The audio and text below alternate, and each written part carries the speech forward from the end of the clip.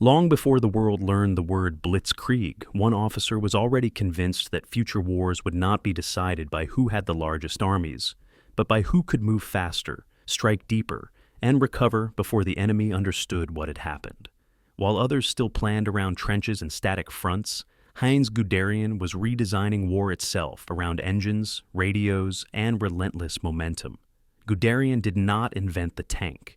He did not invent mechanized warfare, but he understood it more clearly, and earlier, than almost anyone else. In the aftermath of the First World War, Germany was restricted, humiliated, and stripped of traditional military power. To many officers, this meant decline. To Guderian, it meant opportunity.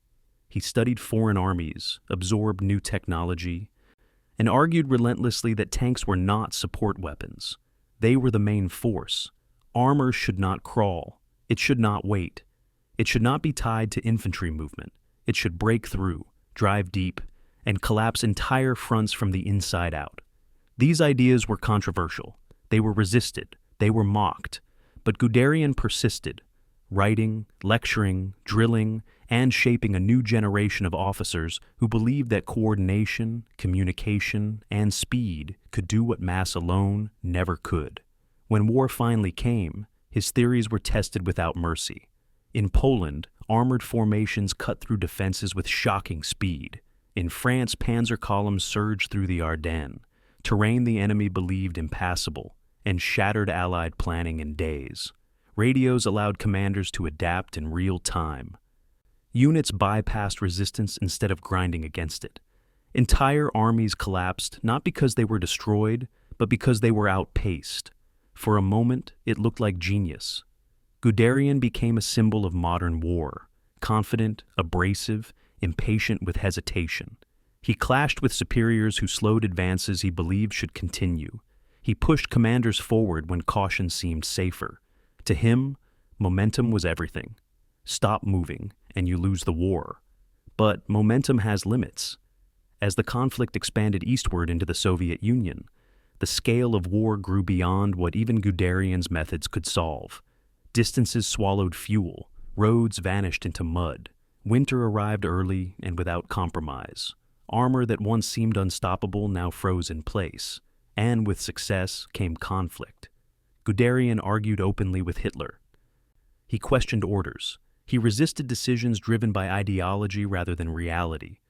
Those confrontations cost him command more than once. He was dismissed, recalled, sidelined, and reinstated. A brilliant tactician trapped inside a system increasingly hostile to adaptability. Later in the war, as Germany shifted from offense to survival, Guderian found himself trying to preserve an army already bleeding beyond recovery. His belief in mobility clashed with a war that had become defensive, desperate, and resource-starved. The tools he helped perfect could no longer reverse the outcome. The story of Heinz Guderian is not a story of clean victory or simple villainy. It is a study in transformation, a man who reshaped how wars are fought, a commander whose ideas outlived the cause he served, a strategist whose brilliance could not overcome political control and strategic overreach.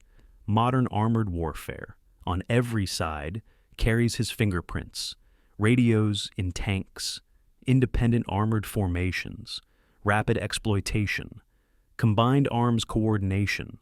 These ideas survived the Third Reich because they worked, even when the regime they served did not. Tonight, we return to the man behind the movement, to the maps and manuals, to the engines starting at dawn, to the commander who believed war could be decided by speed, and who learned what happens when speed meets reality. This is the history of Heinz Guderian, the architect of armored warfare, and a reminder that innovation can change the battlefield without ever changing the outcome of the war itself. And before we continue, if you're still here, listening carefully, if these long, focused journeys into history help you slow down, think deeper, or understand how modern warfare came to look the way it does, then I hope you'll consider subscribing. When you subscribe, you're not just supporting the work, you're helping keep this kind of calm, in-depth storytelling alive. Settle in. This is the story of Heinz Guderian, March 21st, 1918. The Somme Valley, Western France. Dawn. Lieutenant Heinz Guderian stands in a forward observation post, watching the greatest German offensive of the war unfold before him. Through the acrid smoke and morning mist, he sees what should be impossible: German infantry advancing 5 miles in 6 hours, punching through British lines that have held for 3 years.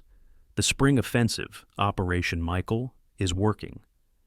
Except Guderian, a signals officer responsible for maintaining communications between advancing units and supply columns, already sees the fatal flaw. The infantry moves forward. The artillery cannot keep pace. The supply wagons fall further behind with each mile gained. By afternoon, the advance will slow. By evening, it will stop. And Guderian, just 30 years old, realizes he is watching Germany lose the war by winning a battle. The Western Front had devoured a generation through a simple, brutal equation. Trenches, barbed wire, and machine guns made defense nearly invincible, while infantry attacks across open ground turned men into casualties at industrial rates. 4 years of war had produced a stalemate measured in yards purchased with rivers of blood. The German spring offensive was supposed to break this deadlock before American forces could arrive in decisive numbers. It succeeded brilliantly for 3 days. Then, logistics, that most unglamorous aspect of warfare, reasserted its iron law. Soldiers could advance faster than horses could pull supply wagons. Territory gained became impossible to hold. By June, the offensive had collapsed, costing Germany 420,000 casualties it could not replace. But Lieutenant Guderian had witnessed something else during those chaotic spring days, something the generals celebrating the initial breakthrough had missed. 7 months earlier, in November 1917, the British had attacked at Cambrai using a new weapon in a new way. 378 tanks, concentrated on a narrow front, supported by infantry and aircraft, had achieved a 6-mile penetration in 6 hours without the customary weeks of artillery bombardment. The attack ultimately failed due to poor exploitation and German counterattacks, but Guderian had studied the after-action reports with obsessive intensity. The British had stumbled onto something revolutionary, then failed to understand their own discovery. In the war's final months, Guderian made himself into an expert on a weapon his own army did not possess. He interviewed captured British tank crews, asking about mechanical specifications, operational ranges, crew coordination, and armor thickness with the thoroughness of an engineer rather than an interrogator. He sketched diagrams of track systems and transmission designs.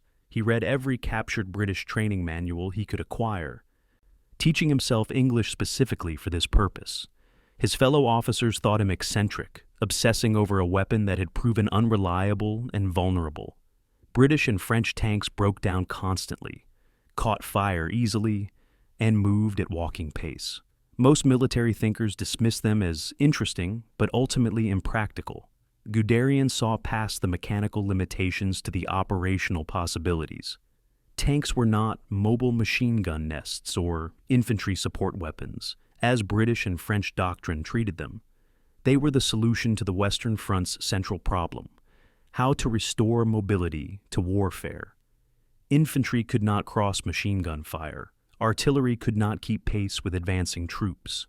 Cavalry was annihilated by modern weapons, but tanks, if properly designed and employed, could punch through fortified lines, race deep into enemy rear areas, and paralyze command structures before defenders could react. The technology was primitive, yes, but the concept was sound. Someone just needed to prove it.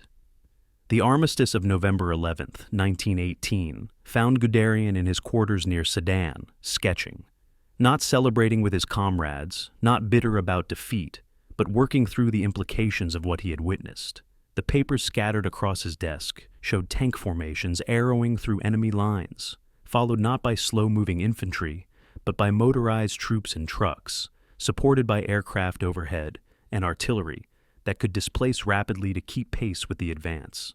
It was a complete reimagining of warfare, one that violated virtually every principle taught at military academies.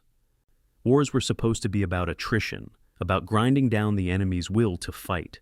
Guderian's sketches showed something different. Paralysis through speed, victory through movement, decisions made so quickly the enemy could not respond. The Treaty of Versailles, signed 7 months later in June 1919, limited Germany to an army of 100,000 men, with no tanks, no heavy artillery, no aircraft, and no general staff. The victorious Allies intended to ensure Germany could never again threaten European peace. They succeeded in destroying the German military as it had existed, but they failed to account for what restrictions might create. With no permission to build large forces, Germany would be forced to think about quality over quantity. With no tanks allowed, German theorists would spend years perfecting tank doctrine before building a single vehicle. The Versailles Treaty, intended to weaken Germany militarily, accidentally created the perfect conditions for revolutionary military thinking.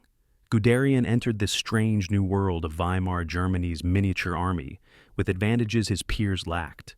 His engineering degree from the Prussian Military Academy gave him technical knowledge most cavalry and infantry officers dismissed. His signals and supply experience made him think about logistics and coordination rather than just tactics. His study of British and French tank operations provided insights into a weapon system Germany was forbidden to develop.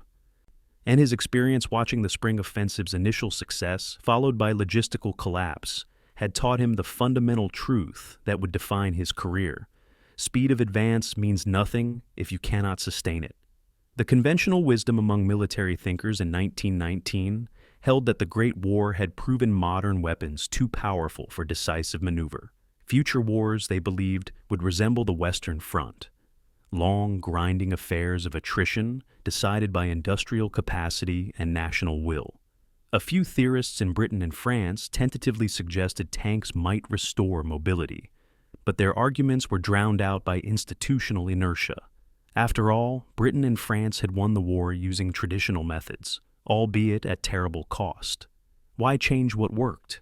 Lieutenant Guderian, studying captured documents in a defeated nation, forbidden to build the weapons he envisioned, saw what the victors missed. The Great War had not proven that mobility was dead. It had proven that infantry and horse cavalry could no longer provide mobility in the face of modern firepower. The breakthrough would come from the internal combustion engine, from machines that could carry armor, weapons, and troops at speeds that would overwhelm defensive systems designed to stop men and horses. The technology existed. The industrial capacity existed. What was missing was the operational vision to employ them correctly. And, in the ruins of Imperial Germany, in the cramped office of a lieutenant nobody had heard of, that vision was taking shape. April 16, 1922. Kazan, Soviet Union. A secret testing ground, 400 miles east of Moscow. German Lieutenant Colonel von Brauchitsch watches Soviet T-18 tanks maneuvering through spring mud. Taking notes in a leather journal he will smuggle back to Germany, hidden in a diplomatic pouch. Officially, he is an agricultural consultant.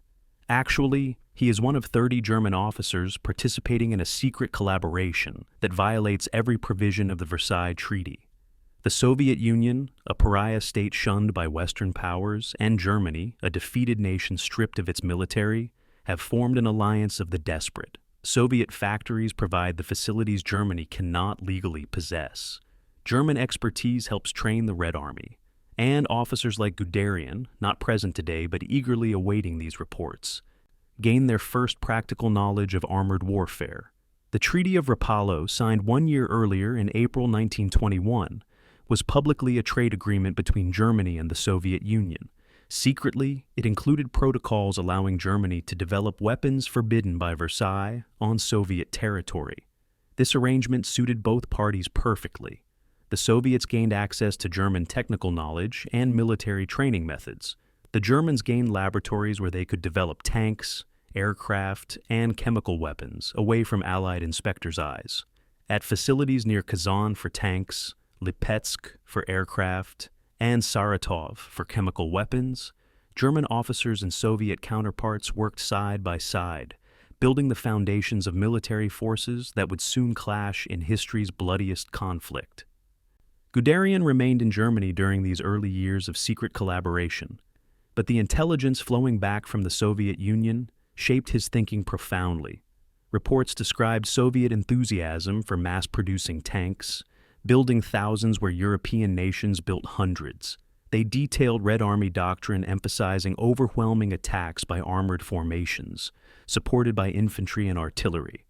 They revealed Soviet investments in military industry that dwarfed anything Western nations attempted.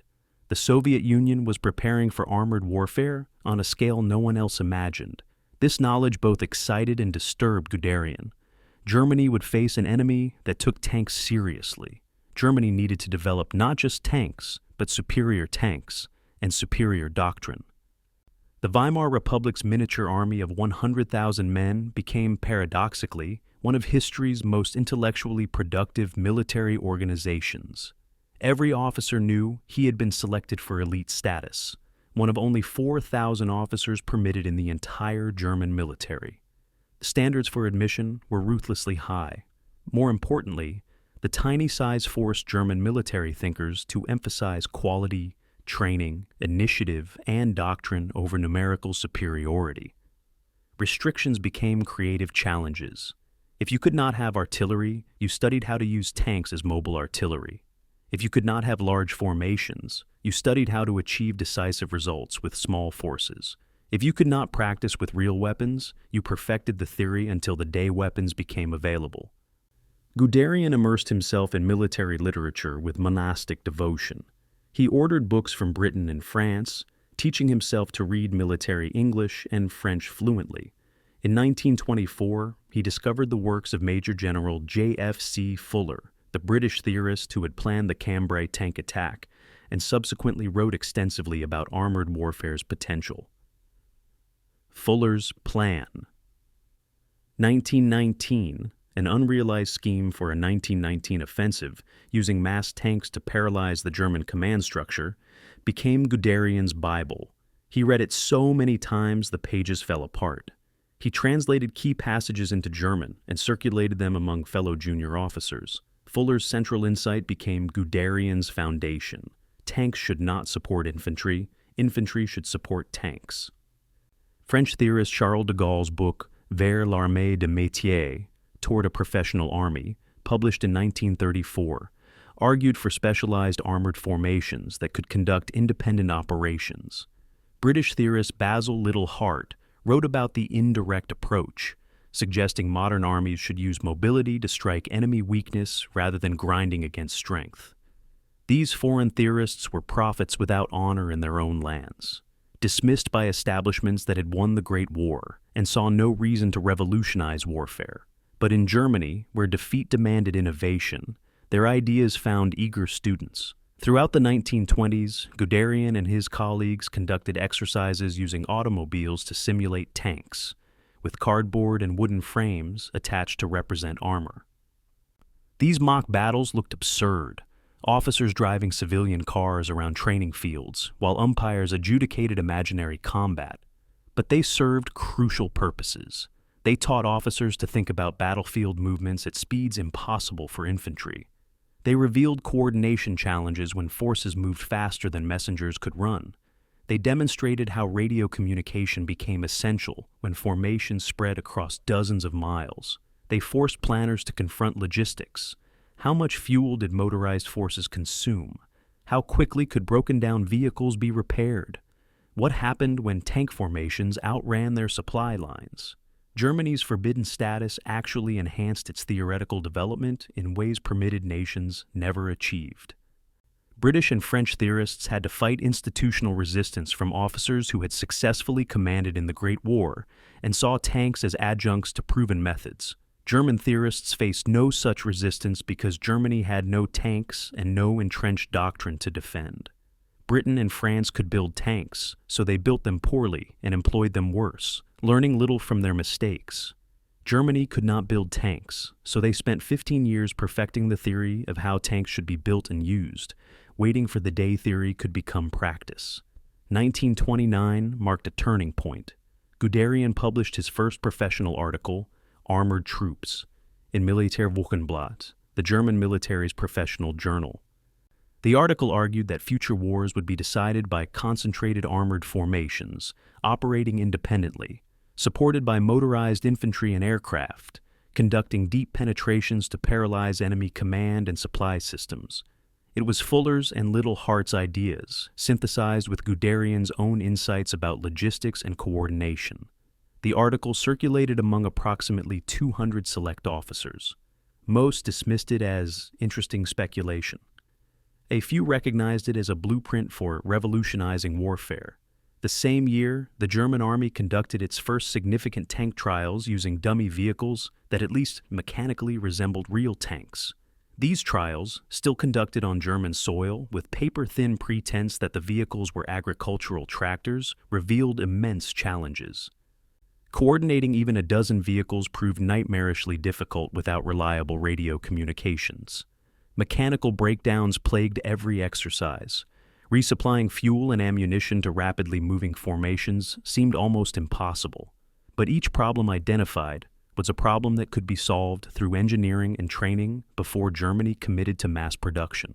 While Britain and France built thousands of tanks that embodied outdated thinking, Germany prepared to build tanks that incorporated lessons learned from theory and from others' mistakes. The 1920s ended with Guderian still a middle-ranking officer in an army that did not possess the weapons he envisioned. But he had built the intellectual foundation for a revolution in warfare. He had studied every available source on armored warfare.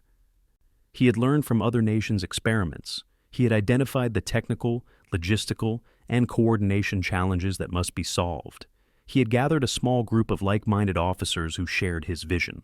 And he had done all this while Germany remained forbidden to build a single tank. The restrictions imposed by Versailles, intended to keep Germany weak, had given German theorists 15 years to perfect the concept before attempting execution.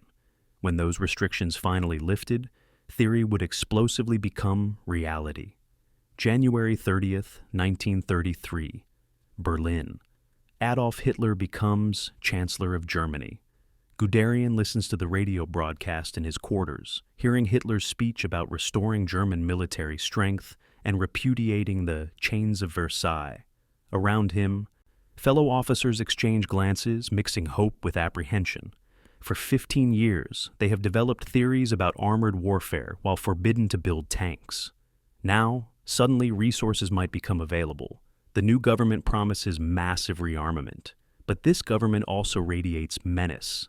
Its brown-shirted paramilitaries marching through streets, its rhetoric soaked in racial hatred and militarism. Guderian faces a Faustian bargain, the opportunity to realize his vision, offered by a regime whose character he cannot ignore, but whose support he cannot refuse. Hitler's rise transformed German military possibilities overnight. The Nazi regime's central promise was restoring German power through rearmament and territorial expansion. Military budgets exploded from 700 million Reichsmarks in 1933 to 10 billion by 1936, a 14-fold increase in 3 years. Factories that had built tractors and civilian vehicles retooled for weapons production. The restrictions of Versailles were openly defied, then formally repudiated in March 1935, when Hitler announced military conscription and the existence of the Luftwaffe. For officers like Guderian, who had spent careers preparing for a future armored force, the moment of opportunity had arrived. July 1933. Kummersdorf, Proving Grounds, south of Berlin. The demonstration that would define Guderian's career. Hitler, in power just 6 months, arrives to observe the German army's experimental motorized units. Guderian commands the demonstration personally, showcasing motorcycle troops, armored reconnaissance vehicles, and prototype tanks executing coordinated maneuvers. The vehicles race across the field in formation, simulate attacks on fortified positions, and demonstrate radio-coordinated operations. Hitler watches intently, asking detailed questions about speed, armor thickness, and firepower. When the demonstration ends, Hitler turns to Guderian and asks the question that reveals everything about the Nazi regime's character. "That's what I need. How many can you have ready by 1936? The question exposed the fundamental tension in Guderian's relationship with the Nazi regime. Hitler wanted tanks immediately for political intimidation and military aggression. Guderian wanted time to develop proper designs, train crews, and build supporting infrastructure. Hitler's question assumed tanks were simply weapons to be manufactured. Guderian knew tanks were components of a complex system requiring coordination with infantry, artillery, engineers, and aircraft. Hitler's timeline was driven by his territorial ambitions and belief in Germany's need for living space. Guderian's timeline was driven by engineering reality and operational requirements. One man wanted tools for conquest. The other wanted to build a military force correctly. Guderian accepted the bargain, as did nearly every German officer. Some, like Ludwig Beck, would later resist and pay with their lives in the failed July 1944 assassination attempt. Others, like Friedrich Paulus, would follow orders into catastrophe at Stalingrad. Guderian occupied an ambiguous middle ground, neither resisting the regime nor embracing its ideology, but accepting its resources and serving its wars. He rationalized, as many professionals do when serving evil regimes, that he was a soldier focused on military effectiveness, not political questions. The rationalization would haunt him. The first practical results of Nazi rearmament arrived in October 1935, when Germany activated its first 3 Panzer divisions. Guderian received command of the 2nd Panzer Division, transforming theory into organizational reality. Each division theoretically contained over 500 armored vehicles, plus supporting motorized infantry, artillery, and engineers. In practice, equipment shortages meant most vehicles were the Panzer Westby, a training vehicle with only machine guns and 13mm armor, hardly thicker than a civilian automobile. The Panzer I was never intended for combat. It was designed to train crews while better tanks were developed. But Hitler's aggressive timeline meant these inadequate vehicles would form the majority of Germany's armored force for years. Guderian's 1933 book, Achtung Panzer, became required reading throughout the Wehrmacht. The book synthesized everything Guderian had learned, the operational theories of Fuller and Liddell Hart, the lessons from Soviet tank experiments, the coordination requirements revealed by German exercises, and the logistical realities he understood from his signals and supply experience. But the book also revealed troubling acceptance of Nazi ideology, with passages praising Hitler's vision and Germany's need for military strength to achieve its destiny. Whether Guderian believed this or included it for political acceptability remains debated. Either way, his work now served a regime preparing for aggressive war. The period from 1935 to 1939 was frantic development interrupted by international crises. Engineers struggled to design and produce the Panzer III and Panzer IV, which would become Germany's main battle tanks. These vehicles featured actual anti-tank guns, thicker armor, and better engines than the Panzer Saul.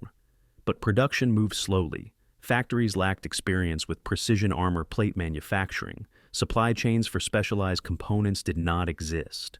Quality control was inconsistent.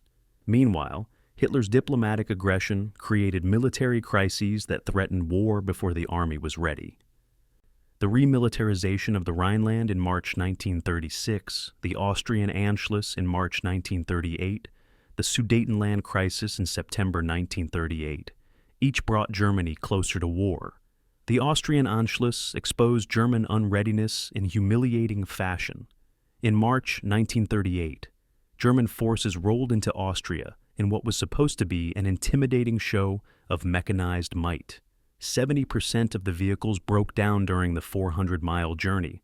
Tanks littered roads. Their transmissions failed, their engines overheated, their tracks broken. Crews performed field repairs while Austrians watched. The operation succeeded only because Austria offered no resistance. Guderian, observing the debacle, wrote urgent reports about mechanical reliability and maintenance requirements. Hitler ignored them, focused on political success rather than military competence. The Munich crisis of September 1938 brought Europe to the brink of war over Czechoslovakia. Guderian reported to Hitler that German panzer forces were not ready for sustained combat, especially against Czech fortifications that rivaled the French Maginot Line in strength. Hitler proceeded anyway with demands that Britain and France ultimately accepted, dismembering Czechoslovakia without war. Guderian's warning proved irrelevant to the outcome, but the crisis revealed a pattern that would define Hitler's strategic decision-making. gambling that enemies would not fight, escalating crises to test opponents' will, and dismissing military advice about readiness. Guderian had warned about unreadiness and been proven right. He had also been ignored. By summer 1939, Germany possessed approximately 3,200 tanks, organized into 6 Panzer divisions. Only 300 of these were Panzer III and Affe tanks with guns and armor adequate for modern combat. The rest were obsolete Panzer I and II training vehicles, along with Czech-designed tanks captured when Germany occupied the rest of Czechoslovakia in March 1939. This force was larger than any Germany had possessed since the Great War, but inferior in quality to France's 3,000 tanks, many of which featured superior armor and armament. Guderian's theoretical vision of armored warfare was being implemented with inadequate tools on a timeline driven by political aggression rather than military readiness. The test would come in Poland, October 29th, 1936, Esquivias, Spain, 20 miles south of Madrid.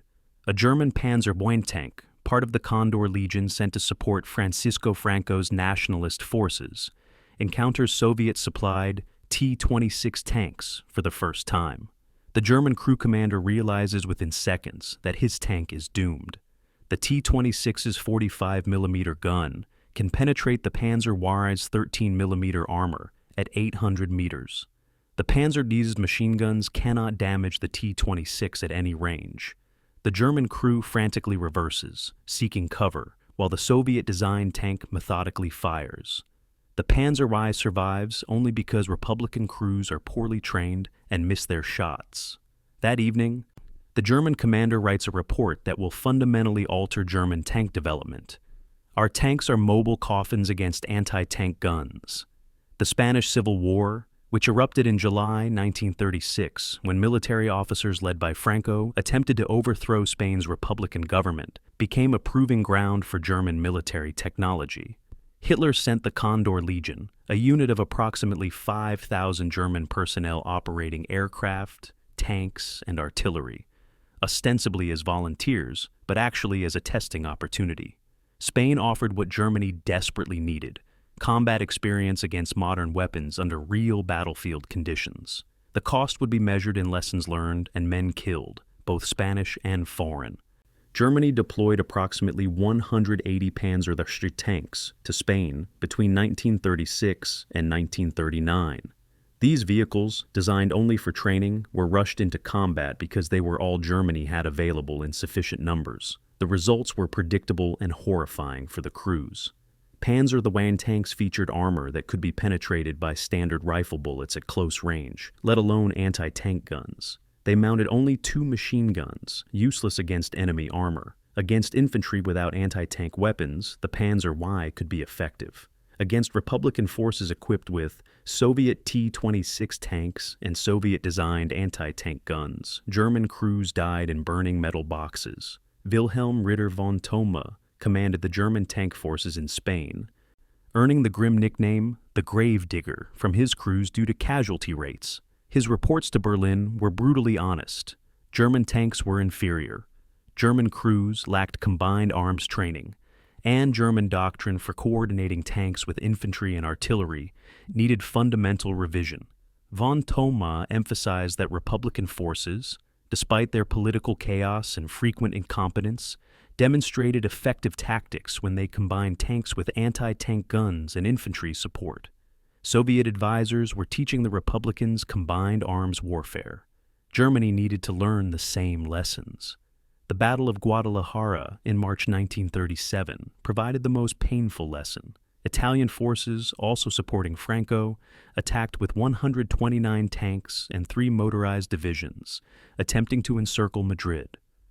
They advanced rapidly for 2 days, believing they faced demoralized Republican forces. Instead, they encountered T-26 tanks, Soviet-trained infantry, and concentrated anti-tank gun positions. The Italians, operating without air support due to bad weather and without coordinating their armor with infantry, drove their tanks directly into prepared defenses. In 3 days of fighting, Republican forces destroyed approximately 70 Italian tanks and forced a complete retreat. German observers watched in horror, recognizing that poor combined arms coordination could devastate armored forces regardless of numerical superiority. Guderian, receiving reports from Spain while managing Panzer development in Germany, immediately understood the implications. The Panzer was worse than inadequate. It was a death trap. The Panzer II, also in development with a 20mm gun, would be marginally better but still insufficient. German tank forces needed the Panzer III and Panzer IV in combat-ready numbers immediately, not the 3 or 4 years production schedules suggested. Guderian pushed for accelerated development, thicker armor, and bigger guns. He also emphasized combined arms training. Tanks must work with infantry, artillery, and air support in coordinated operations, not charge forward independently. The Spanish Civil War also revealed the critical importance of air superiority. German Messerschmitt Bf-109 fighters dominated Republican aircraft, allowing German Junkers Ju-87 Stuka dive bombers to attack ground targets with virtual impunity. When German aircraft supported tank operations, providing reconnaissance and suppressing anti-tank positions, armored attacks succeeded. When weather or other factors prevented air support, tank attacks stalled with heavy losses. This lesson would become foundational to Blitzkrieg doctrine. Air and ground forces must operate as a single coordinated system, with aircraft functioning as flying artillery for advancing tank columns. Soviet observers drew their own lessons from Spain, lessons that would emerge at Stalingrad and Kursk. They recognized the importance of deep defensive zones with multiple anti-tank gun belts. They saw that tanks used defensively, positioned behind anti-tank guns and infantry, could devastate attacking armor. They understood that air power could be countered by massed anti-aircraft guns and aggressive fighter tactics. The Soviet observers also noticed that German tanks, while inferior in armor and guns, demonstrated superior coordination and crew training. The Red Army would spend the late 1930s improving its tanks and planning for large-scale armored operations. By the time the Spanish Civil War ended in Franco's victory in April 1939, Germany had lost 30% of the tanks it deployed, suffered over 1,000 casualties among Condor Legion personnel, and gained priceless operational experience. The Panzer III specification was rewritten to include a 37mm gun, minimum, and 30mm frontal armor, up from the original 15mm. Training programs emphasize combined arms coordination rather than tank-only operations. Doctrine stressed the necessity of air superiority for successful armored operations, and German industry received urgent orders to accelerate production of combat-capable tanks. The Spanish lessons arrived just in time. In Berlin, Hitler was planning his next territorial demands, first against Czechoslovakia, then against Poland. Guderian, now promoted to command of a Panzer Corps, knew German forces had learned crucial lessons but remained inadequately equipped. Spain had been a laboratory. The real test would come against a nation with a real army, real fortifications, and real determination to fight. Poland would reveal whether German doctrine could overcome German equipment limitations. The answer would shock the world. March 12, 1938. The road to Vienna, Austria. Guderian stands beside his staff car, watching a column of German tanks crawl past at walking speed. They should be racing triumphantly toward Vienna in a show of mechanized might. Instead, 70% of the vehicles have broken down during the 400-mile journey from the German border. Crewmen perform emergency repairs on the roadside, their hands black with grease, their expressions humiliated. Austrian civilians watch with curiosity rather than fear. This is supposed to be Germany's demonstration of restored military power, the Anschluss that forcibly unites Austria with the Reich. It is actually revealing how far German armor stands from combat readiness. Guderian writes furious reports that night, knowing Hitler will ignore them while declaring the political operation a success. The period between the Austrian Anschluss in March 1938 and the invasion of Poland in September 1939 was a desperate race between Hitler's territorial ambitions and Germany's military readiness. Hitler operated on a diplomatic timeline driven by his belief that Germany must achieve territorial expansion before Western democracies found the will to resist. Guderian operated on an engineering timeline driven by the reality that tanks were complex machines requiring years to develop, produce, and field in meaningful numbers. These timelines were incompatible. History would force their resolution through war. The Munich crisis of September 1938 brought these tensions to climax. Hitler demanded that Czechoslovakia cede the Sudetenland, regions with ethnic German populations. British Prime Minister Neville Chamberlain sought to avoid war through negotiation, eventually agreeing to Hitler's demands in the Munich Agreement of September 29th. During the crisis, as war seemed imminent, Guderian provided candid assessments to the German High Command. Panzer forces were not ready for sustained combat against Czech fortifications. Czechoslovakia's border defenses rivaled France's Maginot Line in sophistication, with concrete bunkers, anti-tank obstacles, and prepared artillery positions. Germany's predominantly light tanks would suffer catastrophic losses in frontal assaults. Hitler proceeded anyway, gambling that Britain and France would not fight. He was correct. The Munich Agreement dismembered Czechoslovakia without war, Germany occupying the Sudetenland while Britain and France celebrated peace in our time. Guderian's warnings about German unreadiness proved irrelevant, but the crisis established a dangerous pattern. Hitler making aggressive demands, military leaders warning about unreadiness, Hitler gambling and winning. Each successful bluff reinforced Hitler's contempt for cautious military advice and his belief in willpower overcoming material limitations. German factories worked frantically to produce combat-capable tanks. The Panzer III, armed initially with a 37mm gun and 30mm frontal armor, entered production in 1937. The Panzer IV, with a short-barreled 75mm gun, designed for infantry support and similar armor protection, began production in 1938. These vehicles were adequate for modern warfare, though hardly superior to French or British tanks. The problem was production numbers. German industry produced only 98 Panzer III tanks and 211 Panzer IV tanks by September 1939, when war began. The bulk of Germany's 3,200 tank force consisted of obsolete Panzer and 2 training vehicles. March 1939 brought another crisis when Germany occupied the rest of Czechoslovakia, violating the Munich Agreement and shocking Britain and France into recognizing that Hitler could not be appeased. But the occupation also brought Guderian an unexpected windmill. Czech factories had produced excellent tanks, particularly the LT VZS 38 model, which the Germans designated Panzer 38T. This vehicle featured better armor than the Panzer III, reliable mechanical systems, and a capable 37mm gun. German commanders inspecting captured Czech equipment realized Czech tanks were superior to most German designs. The Wehrmacht immediately ordered continued production, with Czech tanks eventually constituting 25% of the force that would invade France. Guderian pushed his subordinates ruthlessly to improve readiness. Training intensified, with crews practicing coordination exercises until movements became automatic. Maintenance procedures were systematized so repairs could be performed quickly under field conditions. Radio communication protocols were refined, crucial for coordinating units spread across dozens of miles. Supply systems were reorganized to prioritize fuel and ammunition delivery to advancing spearheads.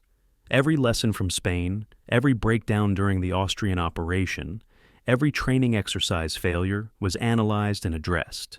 German panzer divisions remained equipment limited, but their training and doctrine were becoming formidable.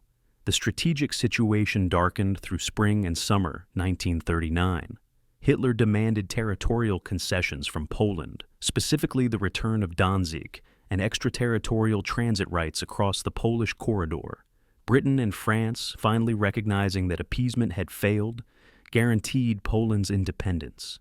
Hitler, undeterred, ordered the military to prepare for invasion. Guderian, commanding the 19th Corps designated for the attack, conducted final readiness assessments. His forces had improved dramatically since the Austrian debacle. They remained inadequately equipped, especially in medium tanks. But, Doctrine, training, and coordination had reached levels no other army matched.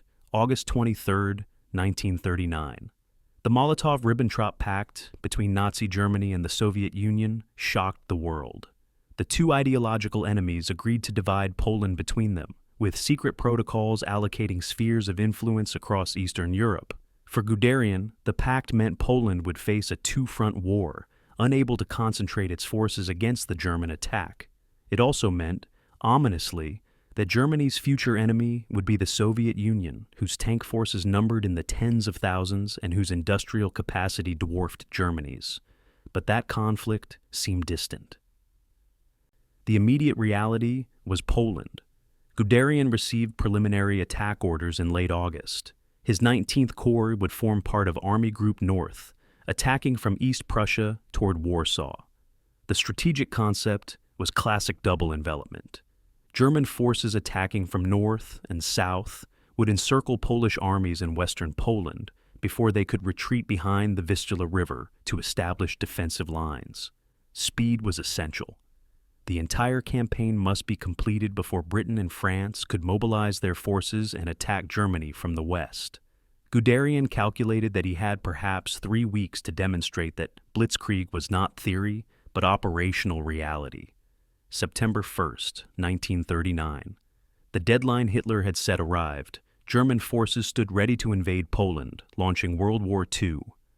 Guderian commanded troops who believed in him and doctrine he had spent 20 years developing, but he also commanded forces equipped with tanks that were inadequate, supplied by logistics systems that were untested, and fighting for a regime whose character he could not ignore. The race between readiness and diplomacy had ended. Theory would now face the ultimate test, combat. September 1st, 1939, 4:45 a.m. The Tukala Forest, northern Poland. The first Panzer III tanks of Guderian's 19th Corps crossed the Polish border in darkness.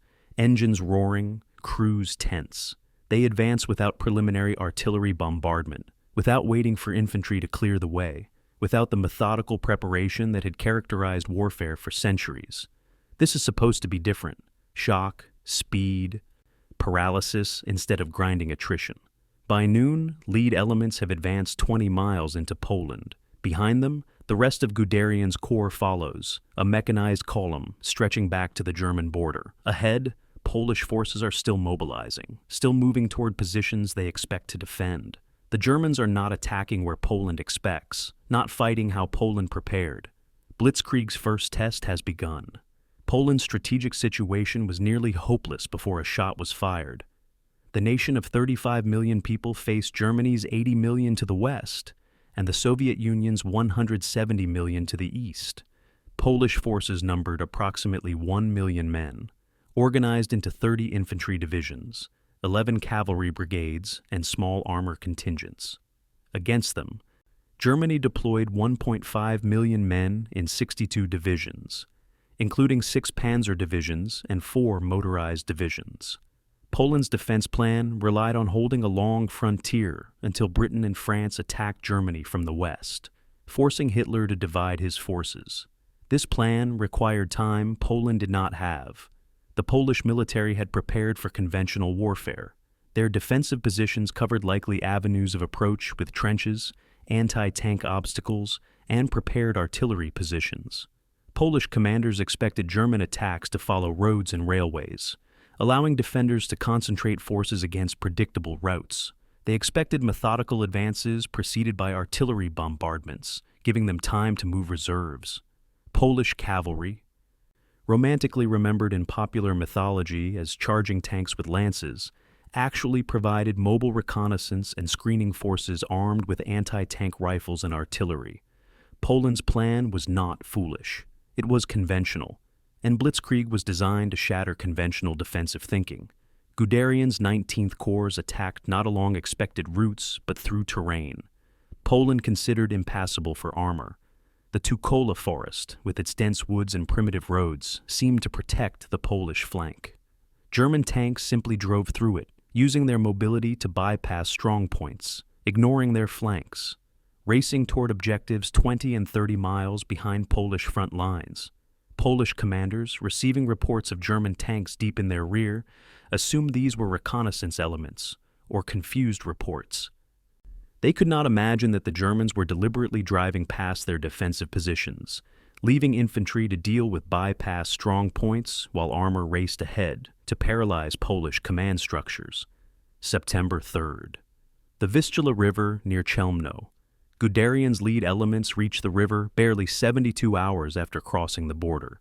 Polish engineers have prepared the bridges for demolition, but have not yet received orders to destroy them, their commanders unable to believe German tanks have advanced so quickly. German motorcycle troops seize one bridge in a brief firefight. Combat engineers throw pontoon bridges across the river at 2 additional points within 6 hours, a process pre-war Doctrine estimated would require 48 hours under fire. Panzer columns cross immediately, not pausing to consolidate, not waiting for infantry support, simply continuing to advance. The Vistula River, a natural obstacle Poland expected to defend for days or weeks, has been crossed in hours. Not everything succeeded smoothly. Near Wisna, a small fortified position in northeast Poland, Polish captain Władysław Raganisz and 720 men held a key river crossing for 3 days, September the 7th through 9th. German forces, attempting to bypass the position, found it commanded all local roads. They attacked with tanks, artillery, and air support. The Poles, fighting from concrete bunkers and fighting positions with interlocking fields of fire, destroyed 7 tanks and inflicted hundreds of casualties. The position finally fell only after German combat engineers placed explosives directly against bunker walls, blowing gaps that assault troops exploited. Raganisz and most of his men died in the defense. The action demonstrated what happened when Blitzkrieg forces encountered determined resistance in prepared positions. They bled. But such defensive successes were tactical irrelevancies. While Raganisz's men held at Wisna, German armor had already encircled multiple Polish armies, captured bridges over every major river, and reached suburbs of Warsaw. The strategic situation was collapsing faster than Polish commanders could process information. Communication networks were destroyed by German aircraft. Reconnaissance units were overwhelmed before they could report. Orders to retreat arrived after German tanks had already blocked retreat routes. Polish forces found themselves surrounded, their headquarters overrun, their supply lines cut, and their commanders having no idea where enemy forces actually were or what the overall situation looked like. September 17th brought catastrophe from the east. The Soviet Union invaded Poland as secretly agreed in the Molotov-Ribbentrop Pact, with about 600,000 troops and thousands of tanks. Polish forces, already reeling from the German onslaught, now faced enemies on 2 fronts. Some Polish units, caught between German and Soviet forces, fought both. Others surrendered to the Germans to avoid Soviet capture. Still others dissolved as soldiers deserted, seeking to reach neutral Hungary or Romania. The Polish government fled to Romania. Organized resistance effectively ended, though isolated strongpoints would fight for weeks more. September 22nd. Brest-Litovsk, eastern Poland. Guderian's forces meet Soviet forces at the city that would be divided between German and Soviet occupation zones. Guderian observes Soviet tanks and tactics with intense professional interest, knowing that Germany's ultimate enemy is not Poland or France, but the massive armored forces now examining German equipment with equal curiosity. The 2 totalitarian powers celebrate their joint destruction of Poland with a parade. German and Soviet troops marching past reviewing stands, while tanks of both nations display their might.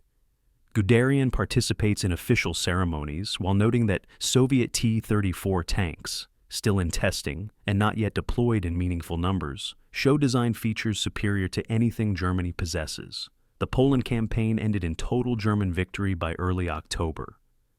Germany had lost approximately 16,000 dead, 30,000 wounded, and 340 tanks destroyed or badly damaged out of 2,100 committed. These losses were serious, but sustainable. Poland had lost about 70,000 military dead, over 130,000 wounded, and approximately 690,000 captured by Germany, with additional hundreds of thousands captured by Soviets. More importantly, Poland as a nation ceased to exist. carved between German and Soviet occupation zones in a replay of 18th century partitions. Guderian's 19th Corps had advanced over 200 miles in 18 days, encircling Polish armies before they could establish continuous defensive lines, paralyzing Polish command structures through speed and shock, and validating virtually every principle of Blitzkrieg warfare. The success was not due to tank superiority. Polish anti-tank guns proved lethal, destroying over 200 German tanks. Success came from coordination. Tanks working with motorized infantry, supported by dive bombers providing flying artillery, supplied by motor transport that could keep pace with the advance, commanded through radio networks that allowed rapid decision-making. Poland had faced not just German tanks, but a complete military system designed for mobile warfare. Poland's conventional defensive doctrine had proven obsolete, but Guderian, in his victory, recognized the limitations exposed. German tank mechanical readiness dropped catastrophically during the campaign, with over 28% of vehicles destroyed or damaged. Logistics struggled to keep pace despite Poland's relatively small size. Coordination sometimes broke down when radio equipment failed or units advanced faster than communication could follow. And most ominously, the campaign had been against an enemy caught in strategic hopelessness, outnumbered, outflanked, and facing a two-front war. Blitzkrieg had worked against Poland. Whether it would work against France's Maginot Line, superior tanks, and Allied numerical superiority remained unknown. That test would come the following spring. October 25, 1939. German High Command Headquarters, Zossen, south of Berlin. Guderian examines the initial plan for Case Yellow, the code name for Germany's Western offensive. His face darkens as he studies the maps.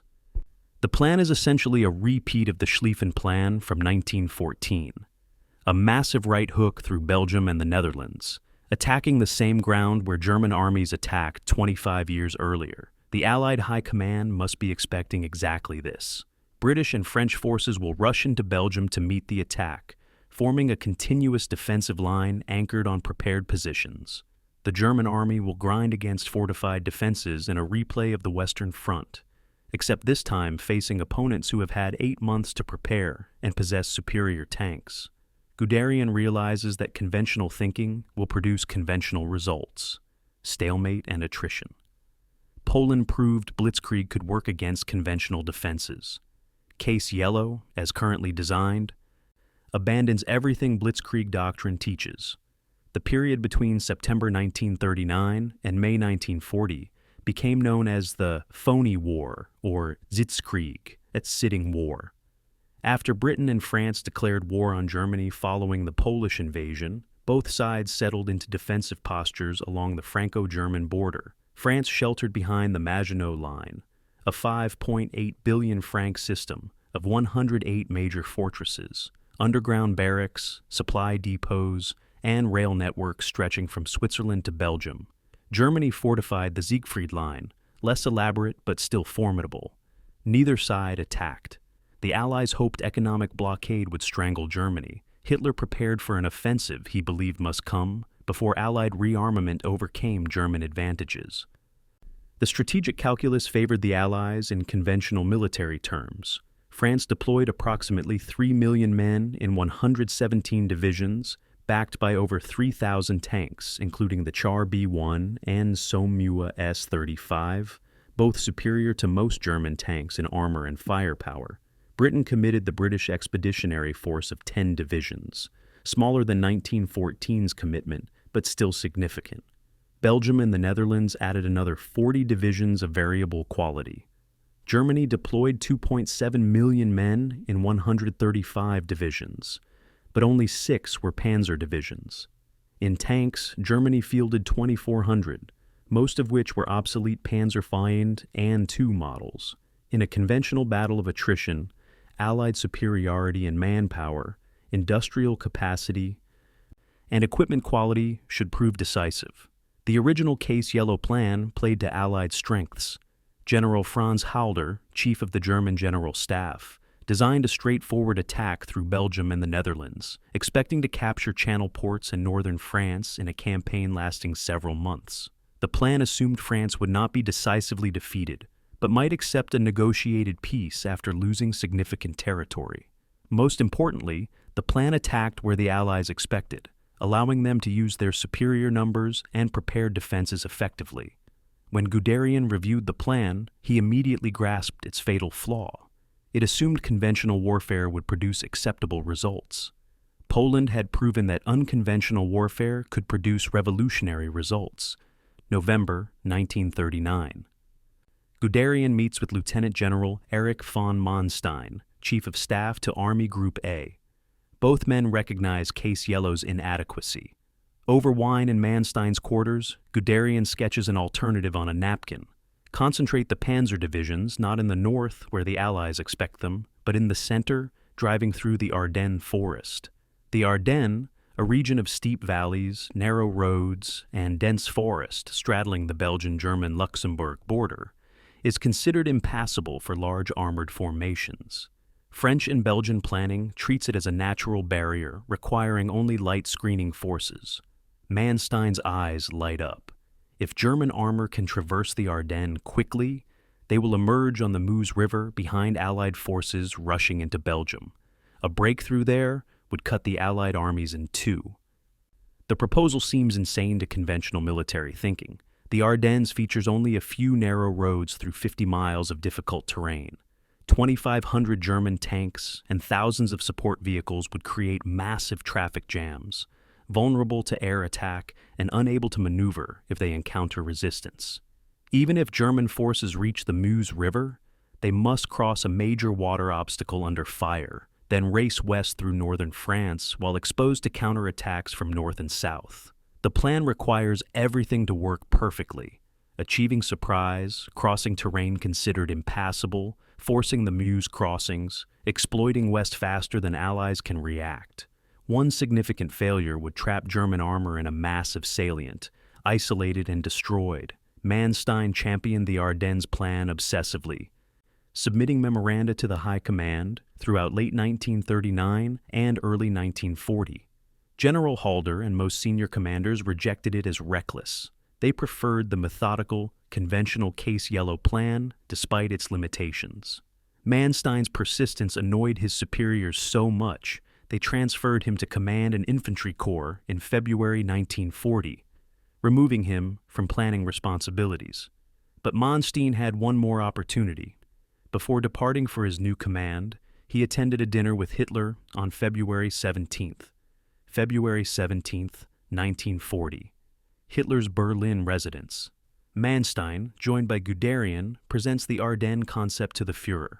Hitler, frustrated with the conservative Case Yellow plan and eager for dramatic success, immediately grasps the proposal's appeal. It is bold, unexpected, and promises decisive victory rather than grinding attrition.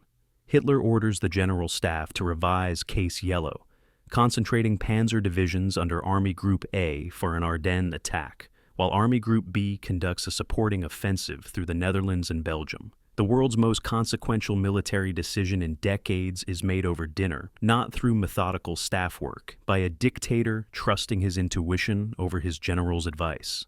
The revised Case Yellow plan, finalized in March 1940, embodied profound risk.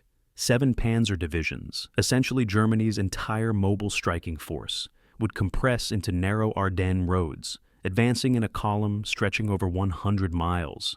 These forces would be committed to an attack through terrain experts considered unsuitable for armor. If the operation failed, if the French discovered the plan, if German armor became trapped in the Ardennes, or was destroyed trying to cross the Meuse, Germany would lose the war. No reserves existed for a second attempt. Everything depended on surprise, speed, and Allied command paralysis. Guderian received command of the 19th Panzer Corps, the spearhead force that would lead the Ardennes attack. His corps included 3 divisions: 1st Panzer, 2nd Panzer, and 10th Panzer, totaling about 600 tanks, plus supporting infantry, artillery, and engineers. Guderian's mission was brutally simple: cross the German border, traverse the Ardennes in 3 days, reach the Meuse River at Sedan, force a crossing, then drive west to the English Channel. Success required advancing approximately 250 miles through enemy territory in 2 weeks, maintaining momentum against counterattacks, and accepting that his flanks would be exposed for the entire operation. Failure meant annihilation. Training intensified through March and April. Units practiced crossing rivers using assault boats and pontoon bridges. Tank crews drilled coordination with infantry and engineers until they could perform complex operations without verbal orders. Radio operators refined communication procedures crucial for coordinating units spread across dozens of miles. Supply officers calculated fuel and ammunition requirements for a 2-week advance with no expectation of stopping for resupply. Reconnaissance units studied maps of the Ardennes and Meuse River crossings with obsessive detail. Everyone understood the stakes. Poland had proven Blitzkrieg could work against an outmatched enemy. France would prove whether it could work against a prepared, superior opponent. May 9, 1940. Guderian's headquarters near the Belgian border. Final orders arrive for the attack to begin the next morning. Guderian reviews his dispositions one last time, ensuring everything possible has been prepared. Then he writes a letter to his wife, a letter that will not be sent if he is killed. In it, he admits uncertainty. The plan is sound in theory, but depends on so many factors beyond his control: weather, enemy reactions, mechanical reliability, communications, maintaining coordination. 20 years of theoretical development, 6 years of rearmament, 6 months of planning. Everything depends on the next 2 weeks. At 4:35 a.m. the next morning, German forces will cross into Belgium and Luxembourg. Theory will become reality, and the world will discover whether Blitzkrieg can defeat not just Poland's doomed defenders, but France's great army. May 10, 1940. 5:35 a.m. The Belgian Ardennes. The first German vehicles roll across the border into Luxembourg and Belgium as dawn breaks. Guderian's 19th Panzer Corps begins squeezing into narrow forest roads, 3 full divisions attempting to compress themselves into columns that can navigate terrain barely suitable for civilian traffic. 25,000 vehicles, tanks, armored cars, trucks, motorcycles, artillery pieces, supply wagons, begin a journey through 50 miles of winding roads, steep valleys, and dense forest. From the air, the German columns would look insane. A mechanized traffic jam stretching back to the German border, vehicles nearly bumper to bumper, moving at walking pace through territory where a few determined defenders could create chaos. Everything depends on speed and surprise. Belgium's chasseurs Ardennes, light infantry assigned to defend the region, have prepared demolitions and roadblocks. If they slow the German advance by even 24 hours, Allied reserves will have time to reach the Meuse and establish impregnable defenses. The Belgian defenders fought desperately within their limited means. Chasseurs Ardennes companies, numbering only dozens of men at each key position, blew bridges, felled trees across roads, and fired from prepared positions before falling back. Each destroyed bridge should have delayed German engineers for hours. Each roadblock should have required infantry to clear the surrounding forest before armor could proceed. In peacetime training, such obstacles reliably stopped armored columns. But Guderian had spent months drilling his forces in exactly these scenarios. German combat engineers, riding in the first wave with explosives and bridging equipment, operated with speed and aggression that shocked defenders. May 11th. A destroyed bridge over a creek near Boudange, Belgium. Belgian engineers demolished the span using prepared charges, creating a gap that should stop German armor for 3 hours minimum. German motorcycle troops arrive within 30 minutes, followed immediately by engineer teams carrying prefabricated bridge sections. Under sporadic rifle fire from Belgian troops in the surrounding woods, German engineers assemble a temporary span capable of bearing tank weight. 45 minutes after arriving, the 1st Panzer III crosses the newly erected bridge. The column continues advancing. Belgian defenders, having expected their demolition, would provide hours of delay, retreat in confusion. This scene repeats dozens of times across the Ardennes. Every obstacle the Belgians create, German engineers overcome in a fraction of expected time. Guderian positioned himself near the front of his advancing columns, personally directing traffic and engineers when bottlenecks occurred. This was highly unconventional for a corps commander, who should be commanding from a headquarters, coordinating all forces through radio and couriers. But Guderian understood that the Ardennes crossing depended on maintaining momentum, and momentum required instant decisions. When a demolished bridge threatened a 5-hour delay, Guderian ordered engineers to ford the stream with temporary materials rather than construct a proper span. When traffic jams formed at key intersections, he personally directed military police to route vehicles through fields rather than waiting for roads to clear. When battalion commanders suggested halting to consolidate forces, he ordered them forward immediately. The standing order was simple: keep moving. French aerial reconnaissance photographed the massive German columns snaking through the Ardennes on May 10th and 11th. French intelligence officers, reviewing the photos, saw exactly what they expected: German forces moving through the Ardennes toward the Meuse, likely as a supporting attack, while the main thrust came through the Netherlands and Belgium to the north. French doctrine held that even if Germans reached the Meuse, they would require a week to prepare a proper crossing against fortified positions. French General Charles Hunziker, commanding the Second Army responsible for the Sedan sector, positioned his forces accordingly: adequate defenders to hold the Meuse temporarily, with mobile reserves ready to counterattack once German intentions became clear. The French did not realize they were witnessing not a supporting attack, but the main effort that would decide the campaign. May the 13th, 3 p.m. Sedan, France. The most concentrated air attack in military history begins. 1,215 German aircraft, Heinkel, He-111 medium bombers, Dornier, Do-17 light bombers, and Junkers, Ju. 87 Stuka dive bombers attack French defensive positions along a 6-mile sector of the Meuse River. The bombardment continues for 4 hours, waves of aircraft stacked at different altitudes, releasing their bombs in near-continuous sequence. French positions, occupied primarily by the 55th Infantry Division, consisted largely of second-line reserve troops with inadequate training and poor leadership. Under the unprecedented aerial bombardment, French defensive cohesion begins disintegrating. The psychological effect exceeded the physical destruction. Most French positions survived the bombing, physically intact, their concrete bunkers and dugouts protecting defenders.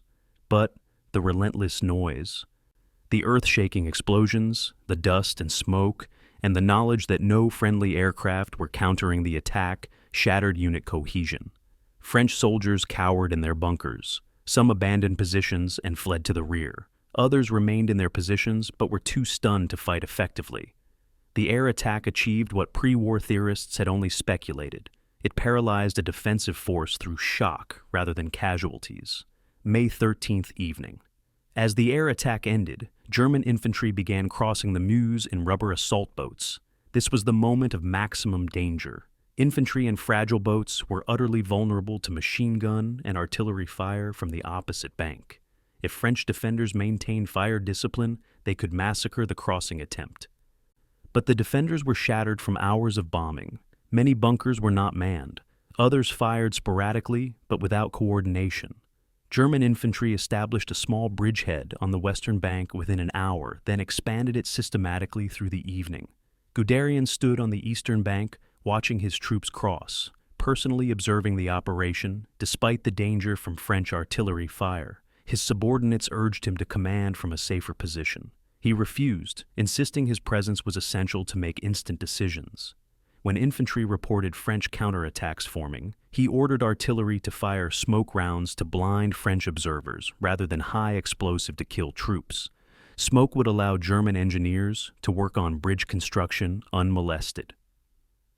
When engineers reported that constructing heavy bridges would require until morning, he ordered them to begin immediately even though French artillery might target the construction site. Every decision prioritized speed over caution. May 14th dawn. The first German tanks cross a pontoon bridge over the Meuse at Sedan. The crossing begins hours earlier than French commanders expected. catching them in the midst of organizing counterattacks. French reserves, moving forward to destroy what they assumed would be a contained bridgehead, encounter German tanks already west of the river and advancing. Panic begins spreading through French command structures. If German armor has crossed the Meuse this quickly, the entire defensive position is compromised. Guderian immediately violated his orders from higher headquarters. General Paul Ludwig Ewald von Kleist, commanding the Panzer group of which Guderian's corps was part, ordered Guderian to consolidate the bridgehead and wait for infantry divisions to come forward before continuing the advance. Guderian acknowledged the order, then ignored it. He later claimed he was conducting reconnaissance in force to determine enemy dispositions. In reality, he was pursuing the core principle of Blitzkrieg: maintain momentum regardless of risk, exploit enemy disorganization before they can recover. His tanks drove west through the night, headlights blazing despite the risk of air attack, advancing 40 miles before German high command even realized the Meuse had been crossed.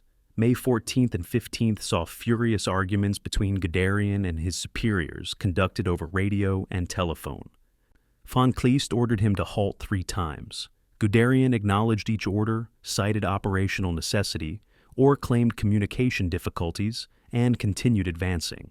General Gerd von Rundstedt, commanding Army Group A, sided with von Kleist, alarmed that German armor was creating an exposed salient deep in the French territory, with both flanks unprotected. Hitler himself, informed of the advance, experienced panic attacks about French counterattacks cutting off the spearhead. Only the fact that Guderian's advance encountered minimal resistance prevented his relief from command. The strategic situation was transforming faster than any commander on either side fully grasped. Allied forces executing their plan to meet the German attack in Belgium had moved north into positions facing Army Group B. Now, suddenly, a massive German armored force had broken through at Sedan and was driving west through largely undefended territory. The Allied armies in Belgium were being cut off from their bases in France. French reserves existed and were moving forward, but slowly, using rail transport and road marches that required days to complete. German tanks were advancing 50 miles per day. The operational tempo was unlike anything warfare had seen before. By May 15th, Guderian's corps had advanced over 70 miles from the Meuse crossing, opening a 50-mile gap in French lines. Behind him, other Panzer corps were following through the breach, widening the penetration. Ahead, French reserves were attempting to form new defensive lines, but Guderian's forces reached each position before defenders could properly establish themselves. The French military, designed for methodical warfare with careful planning and coordinated movements, could not adjust to a situation changing hourly. German commanders, trained to take initiative and maintain momentum, were operating inside the French decision cycle, making and executing decisions faster than enemies could react. The Ardennes crossing and Meuse breakthrough represented everything Guderian had theorized for 20 years: achieving surprise through unexpected routes, maintaining speed to prevent enemy recovery, using combined arms with aircraft providing close support, accepting risk to maximize tempo, and exploiting success ruthlessly rather than consolidating gains. But success also created new dilemmas. Guderian's corps was now deep in French territory, its flanks exposed, its supply lines stretched, its tanks requiring maintenance after days of continuous operations, and ahead lay 200 miles more to the English Channel. Theory was working. Whether it would continue working or whether success would outrun its sustainability remained unknown. May 16, 1940. Montcornet, France, 40 miles west of the Meuse River. A French colonel named Charles de Gaulle attacks Guderian's southern flank with 200 tanks from the newly formed 4th Armored Division. This is exactly what German high command fears: concentrated French counterattacks against the exposed Panzer corridor. De Gaulle's tanks, mostly Char B-1s with thick armor and powerful guns, penetrate several miles into German positions, overrunning supply units and creating panic. For 6 hours, the outcome hangs in balance. Then German anti-tank guns, Luftwaffe Stukas, and German reserves containing the penetration counterattack. De Gaulle's force, lacking infantry support and air cover, loses half its tanks and retreats. The counterattack demonstrates both French capability and French failure. They possess weapons and commanders capable of stopping the German advance, but they cannot coordinate them effectively. De Gaulle's attack was improvised with minimal support. A properly coordinated assault with infantry, artillery, and air support might have severed the German spearhead. But such coordination requires time France does not have. The week following the Meuse crossing was unlike anything in military history. Guderian's 19th Panzer Corps, followed by other German armored formations, drove west through northern France at speeds that shattered every assumption about operational movement. The advance covered 50 to 70 miles per day through terrain that should have favored defenders, towns that could be fortified, rivers that required bridging, road networks that could be demolished. None of these obstacles significantly slowed the German advance because French forces never established coherent defensive positions. Units retreating from one threatened position would encounter German tanks already behind them, racing for the next objective. May 20th, 8 p.m., Abbeville on the French coast. Guderian's lead elements reached the English Channel, covering 275 miles from the Meuse crossing in 7 days. An average advance rate of 39 miles per day, sustained for a week, under combat conditions. The achievement is operationally unprecedented. The German spearhead has cut the Allied armies in two. French and British forces in Belgium, over 1 million men, are now isolated from their bases in France. German forces control the only feasible supply routes. The Allied northern pocket includes the British Expeditionary Force, French First Army, Belgian Army, and elements of French 7th and 9th Armies. They are trapped between German Army Group B to their east and German Army Group A to their south and west. But Guderian's triumph carries a bitter edge. His tanks, after 9 days of continuous operations, are mechanically exhausted. Readiness rates have dropped from 90% at the campaign's start to below 30%. Transmissions are failing from the stress of high-speed movements. Tracks are breaking, engines are overheating, crews are physically and mentally drained from operating with minimal sleep. The supply columns, despite heroic efforts, are falling behind. Many tanks have less than a quarter fuel load. Ammunition stocks are adequate for defense, but insufficient for sustained offensive operations. The German advance has achieved strategic success while approaching operational exhaustion. May 21st through 22nd. Boulogne and Calais, channel ports through which the British Expeditionary Force had been supplied. German forces attack both cities, encountering fierce resistance from British garrison forces. At Boulogne, the British Guards Brigade holds for 2 days before evacuating by sea.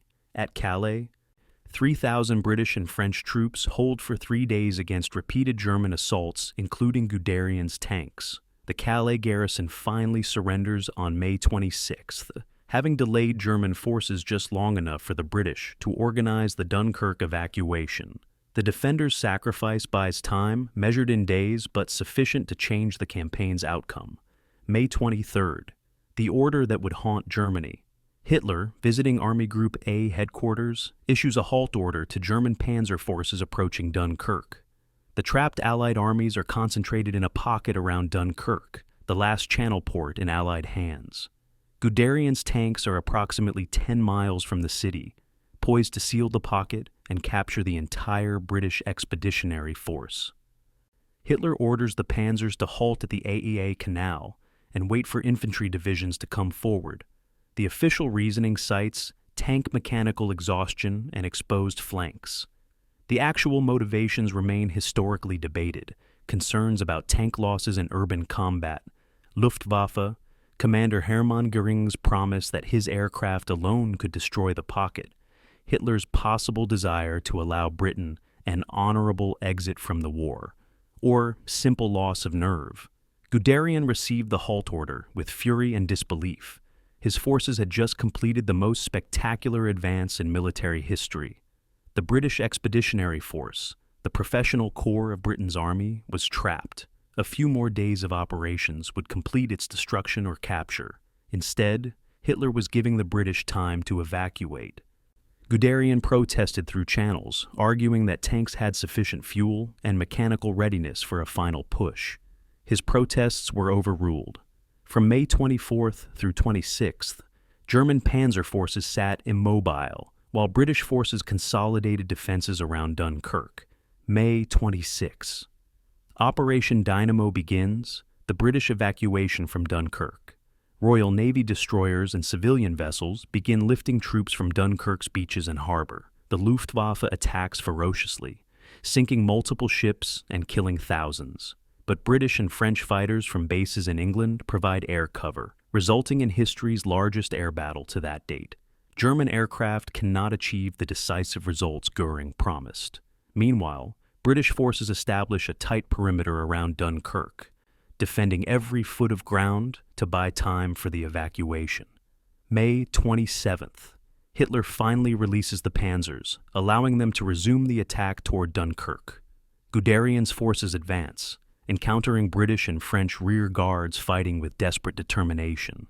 Every village becomes a battle, every canal crossing is contested.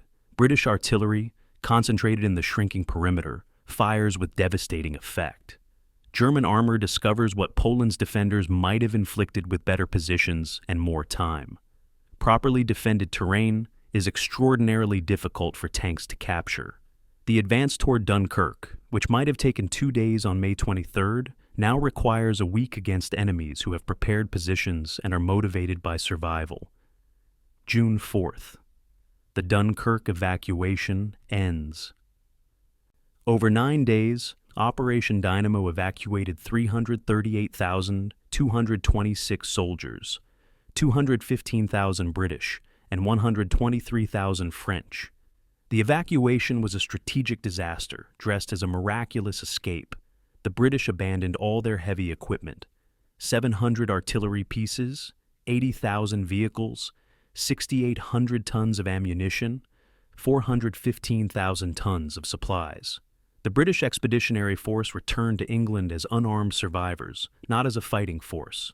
But they returned alive, preserving the trained professional soldiers who would form the nucleus of Britain's subsequent military expansion. Guderian, observing the evacuation through binoculars from positions near Dunkirk, experienced the operation as bitter frustration. His panzers had won the campaign. They had shattered French defenses, trapped the Allied armies, and validated Blitzkrieg doctrine beyond anyone's expectations.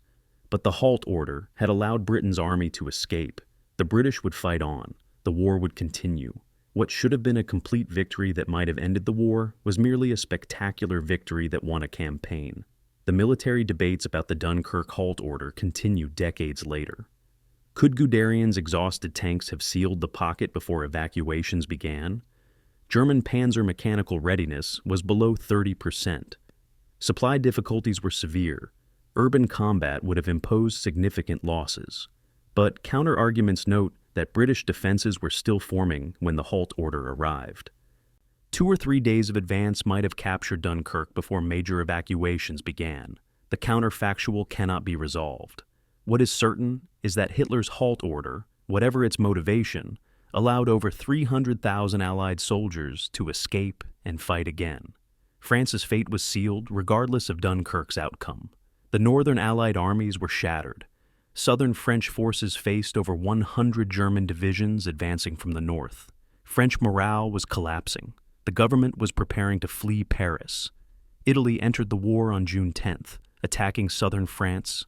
French military leadership knew continuation was hopeless. But Britain's survival meant the war would continue, that Germany would face an undefeated enemy across the Channel, that total victory remained elusive. Guderian had proven Blitzkrieg could destroy armies and conquer nations.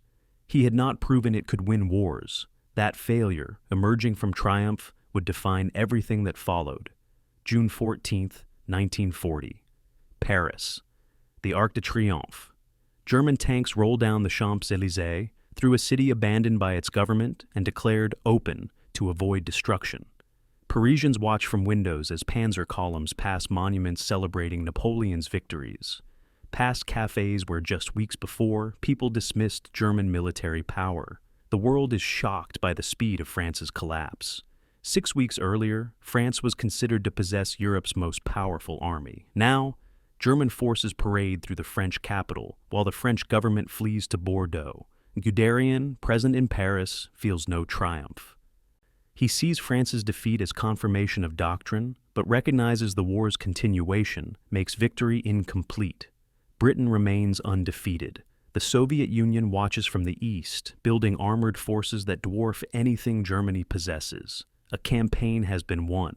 The war has merely entered a new phase. Case Red, the operation to defeat remaining French forces, began June 5th with German forces attacking south from the Somme River into central France. French defenders, having learned some lessons from the northern campaign's disaster, attempted to establish defense in depth rather than linear positions. French forces fought more effectively in Case Red than in Case Yellow, conducting local counterattacks and establishing temporary defensive lines. But French morale was shattered, replacements were unavailable, equipment losses were catastrophic, and command cohesion was destroyed. Germany still possessed operational momentum and air superiority. The outcome was never in doubt. Guderian's forces turned southeast, driving toward the Swiss border to trap French armies defending the Maginot Line. The Maginot Line fortifications, designed to resist frontal assault, were irrelevant once German forces attacked from the rear. French 45th Corps, containing approximately 400,000 troops, found itself trapped against the Swiss border with German forces blocking retreat routes. They surrendered on June 17, the largest single encirclement of the campaign. The supposedly impregnable Maginot Line, which had consumed billions of francs and represented France's primary defensive strategy, was conquered without attacking a single fortification directly. June 22, 1940. Compiègne Forest. The same railroad car where Germany signed the 1918 armistice is brought from a museum for France's surrender ceremony. Hitler insists on using the identical location and rail car where Germany accepted defeat 22 years earlier, completing a cycle of humiliation and revenge. French representatives sign an armistice dividing France into German-occupied northern zones and an unoccupied southern zone governed by a collaborationist regime based in Vichy. Guderian attends the ceremony, watching Hitler's theatrical revenge with ambiguous feelings. Germany has defeated its ancient enemy in 6 weeks, but the victory's symbolism, its focus on revenge rather than strategic sense, reveals Hitler's character in ways that disturb professional soldiers. The casualty figures revealed Blitzkrieg's lethality. Germany suffered approximately 27,000 killed, 111,000 wounded, and 18,000 missing during the campaign, significant but sustainable losses. France lost approximately 85,000 killed, over 120,000 wounded, and approximately 1.8 million captured. Britain lost 11,000 killed and 14,000 wounded from the British Expeditionary Force, plus the evacuation of its entire professional army and loss of all its heavy equipment. The casualty ratios, combined with the campaign's 6-week duration, demonstrated that Blitzkrieg doctrine could achieve decisive results at acceptable cost when executed correctly. German Panzer losses were severe, but not catastrophic. Of approximately 2,500 tanks committed to the campaign, 753 were destroyed outright and another 1,234 damaged sufficiently to require repair facilities.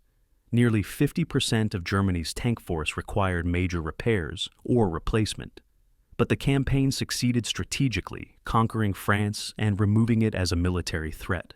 The loss rates were acceptable for the results achieved.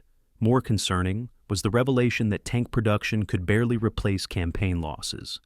Germany's industrial capacity, while adequate for the current war, could not sustain prolonged high-intensity combat. Guderian received promotion to General Oberst, Colonel General, and recognition as Germany's foremost armor commander. His face appeared in newsreels and propaganda celebrating the French victory.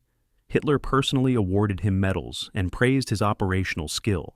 But Guderian, amid the accolades, recognized that the campaign revealed as many limitations as strengths. Logistics had barely kept pace despite France's relatively small size and excellent road network. Tank mechanical reliability proved worse than expected. Coordination sometimes broke down when units advanced faster than radio communication could follow. Most ominously, the campaign depended on enemy mistakes and command paralysis as much as German excellence. Britain's survival fundamentally altered the strategic situation. Hitler had gambled that France's defeat would force Britain to seek peace. Instead, Winston Churchill, who replaced Neville Chamberlain as Prime Minister during the battle for France, declared Britain would fight on, regardless of cost. The Battle of Britain, beginning in July 1940, saw the Luftwaffe attempting to destroy the Royal Air Force as prelude to invasion. The RAF won, forcing Germany to cancel Operation Sea Lion, the planned invasion.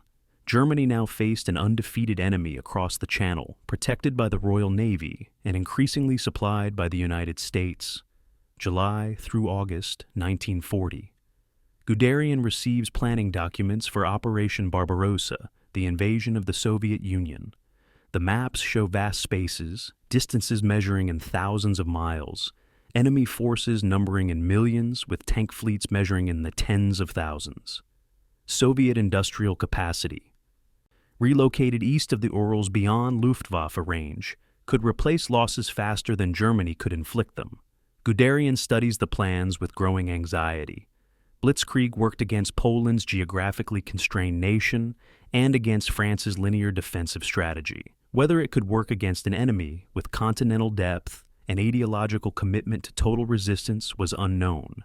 The France campaign ended with Germany dominating Western Europe, and Guderian celebrated as military genius. But thoughtful observers, including Guderian himself, recognized the victory's limitations.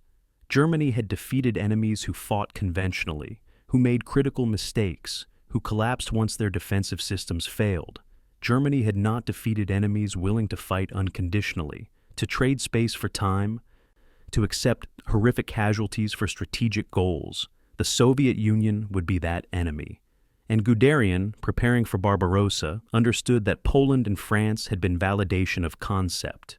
Russia would be the final examination, one that Blitzkrieg doctrine might fail catastrophically. The hollow victory's shadow fell across German planning. Military professionals recognized that Britain's survival meant Germany faced a two-front war once Barbarossa began.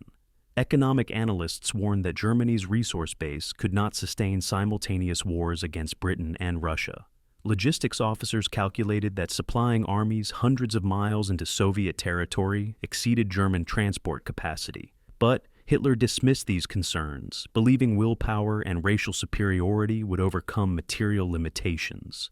Guderian, bound to a regime he could not abandon and commands he could not refuse, prepared to lead panzer forces into spaces where speed might become irrelevant and logistics might become impossible. France had been triumph. Russia would be testing. June 22, 1941, 3:15 a.m., the Soviet border, Guderian's Panzer Group, 2, now commanding an entire army-level formation of over 1,000 tanks and supporting forces, waits in positions along the Bug River. At precisely 3:15 a.m., German artillery begins firing along a front stretching over 1,800 miles from the Baltic to the Black Sea. Operation Barbarossa, the largest invasion in human history, begins with 3 million German and Axis troops attacking the Soviet Union. Guderian's mission is brutally simple: advance 600 miles to Moscow before winter, destroying Soviet forces in massive encirclement battles. The operation plan assumes the Red Army will collapse within 8 weeks, Soviet industrial capacity will be captured or destroyed, and Stalin's regime will fall before autumn. Guderian, studying intelligence estimates claiming the Soviet Union possesses 20,000 tanks, recognizes the plan's assumptions are fantastical. But orders are orders. The tanks advance. The opening days of Barbarossa achieved results that justified German confidence. Soviet forces, despite having over 20,000 tanks and 5 million soldiers under arms, were caught completely by surprise despite numerous intelligence warnings. Stalin had ignored reports of German preparations. Convinced Hitler would not attack while Britain remained undefeated, Soviet forces were deployed in forward positions close to the border, perfect targets for German encirclement. Within 72 hours, Luftwaffe attacks had destroyed over 2,000 Soviet aircraft, most caught on the ground. German Panzer spearheads advanced 50 to 60 miles per day through minimal resistance. June 28th. Minsk, capital of Soviet Belarus, falls to German forces. Guderian's Panzer Group and Hermann Hoth's Panzer Group III complete a massive encirclement, trapping approximately 300,000 Soviet troops from Western Front. The encircled forces fight desperately, some breaking through German lines, others fighting to death in their positions. The Germans begin experiencing phenomena that would characterize the entire Eastern Front.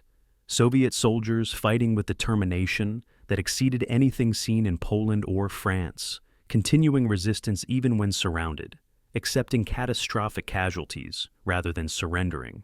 July 10, Smolensk, 2/3 of the way to Moscow.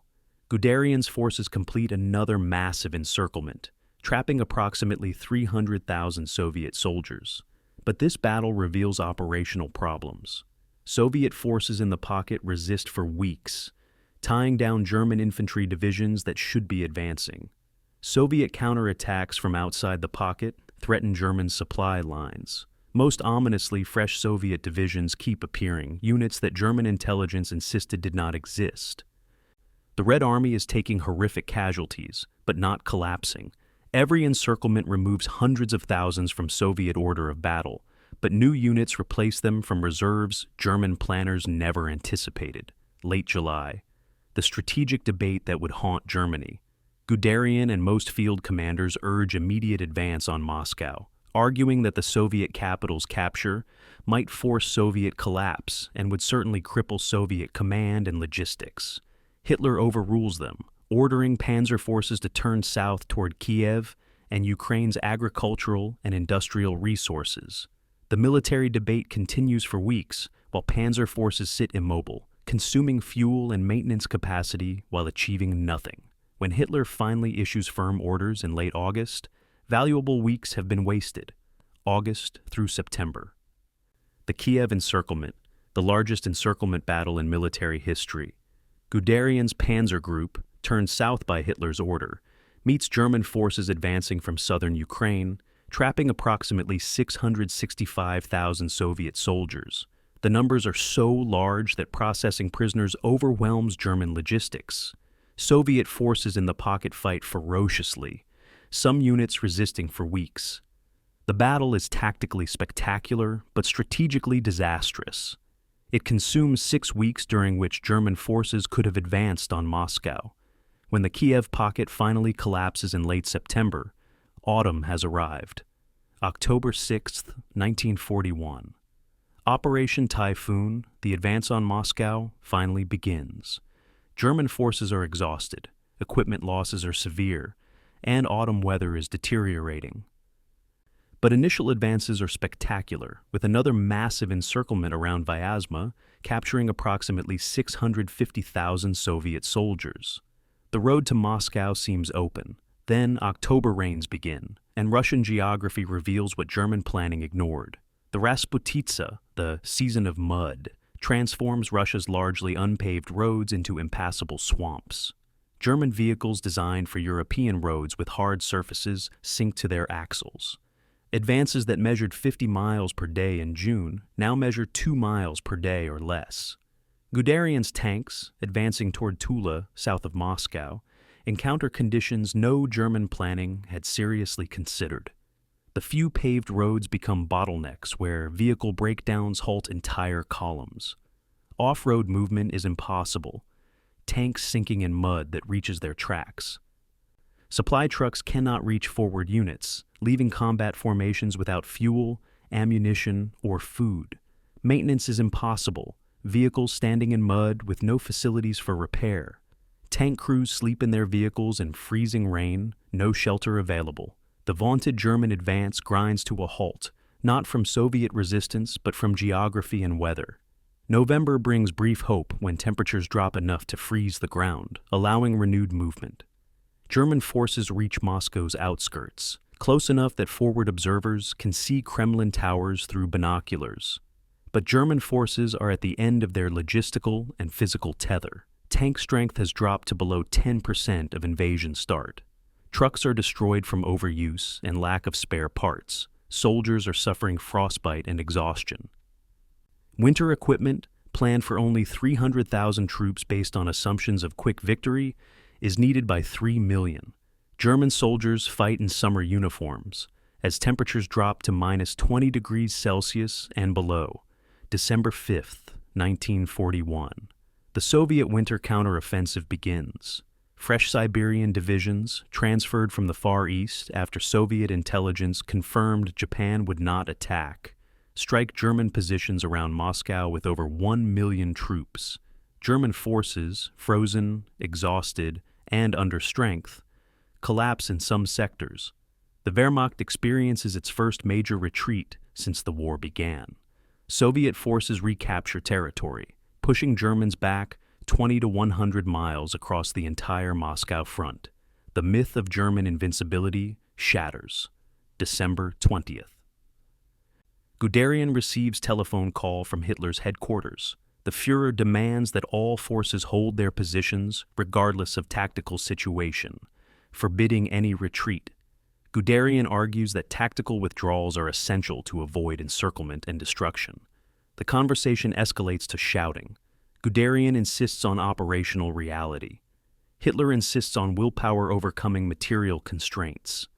The argument encapsulates the fundamental incompatibility between professional military judgment and Nazi ideology. December 25th, 1941. Guderian conducts local retreats to save his forces from encirclement, directly disobeying Hitler's hold-at-all-costs order. The withdrawals succeed tactically, extricating German units that would otherwise be destroyed. But they seal Guderian's fate. On December 26th, he is summoned to Hitler's headquarters at Wolf's Lair in East Prussia. The meeting is brutal. Hitler accuses Guderian of defeatism and cowardice. Guderian defends his actions with operational necessity. Neither convinces the other. That evening, Guderian is relieved of command, officially for health reasons, actually in disgrace. 20 years of professional development, 6 years of vindication, ends with dismissal for the crime of accepting reality. Barbarossa's failure was comprehensive. Germany suffered approximately 900,000 casualties from June to December 1941, including approximately 35 generals dismissed for conducting retreats or requesting permission to withdraw. Guderian's 2nd Panzer Army alone lost 41,000 casualties and over 400 tanks. Soviet casualties were catastrophically higher, approximately 4.5 million casualties, but Soviet industrial evacuation successfully moved over 1,500 factories east of the Urals, where they continued producing weapons beyond Luftwaffe range. Most critically, the Red Army survived, Moscow held. The Soviet Union remained in the war, its resources and determination now focused on destroying Germany. Guderian, dismissed in disgrace, spent early 1942 at his estate, listening to radio reports of continued disasters. The Blitzkrieg he had pioneered, which worked so brilliantly against Poland and France, had encountered an enemy that rendered its fundamental premise obsolete. Speed meant nothing against an enemy with space to retreat. Tactical encirclements meant nothing against an enemy with reserves to replace losses. Superior training and equipment meant nothing against an enemy willing to accept any casualties for strategic goals. Barbarossa revealed Blitzkrieg's ultimate limitation. It was a doctrine for winning campaigns quickly, not for winning wars against enemies that refused to be defeated. And now, Germany faced exactly such a war, one that would consume everything. December 26, 1941.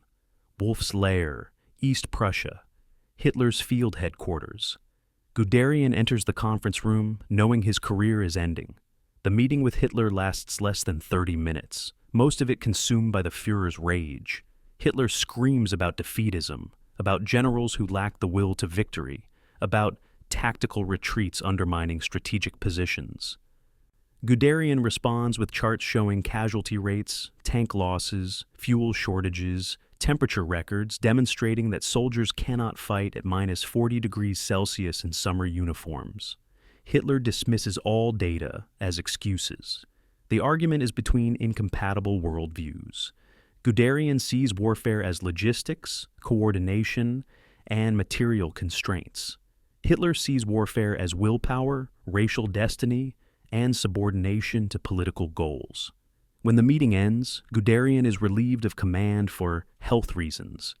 He is 43 years old, in perfect health, and has just been fired for telling the truth.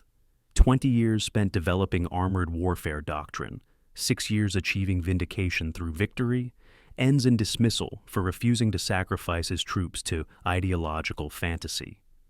The winter crisis of 1941 through 42 consumed the Wehrmacht's leadership. Hitler's stand-fast order, forbidding retreats under any circumstances, resulted in dismissals of field commanders up and down the chain of command.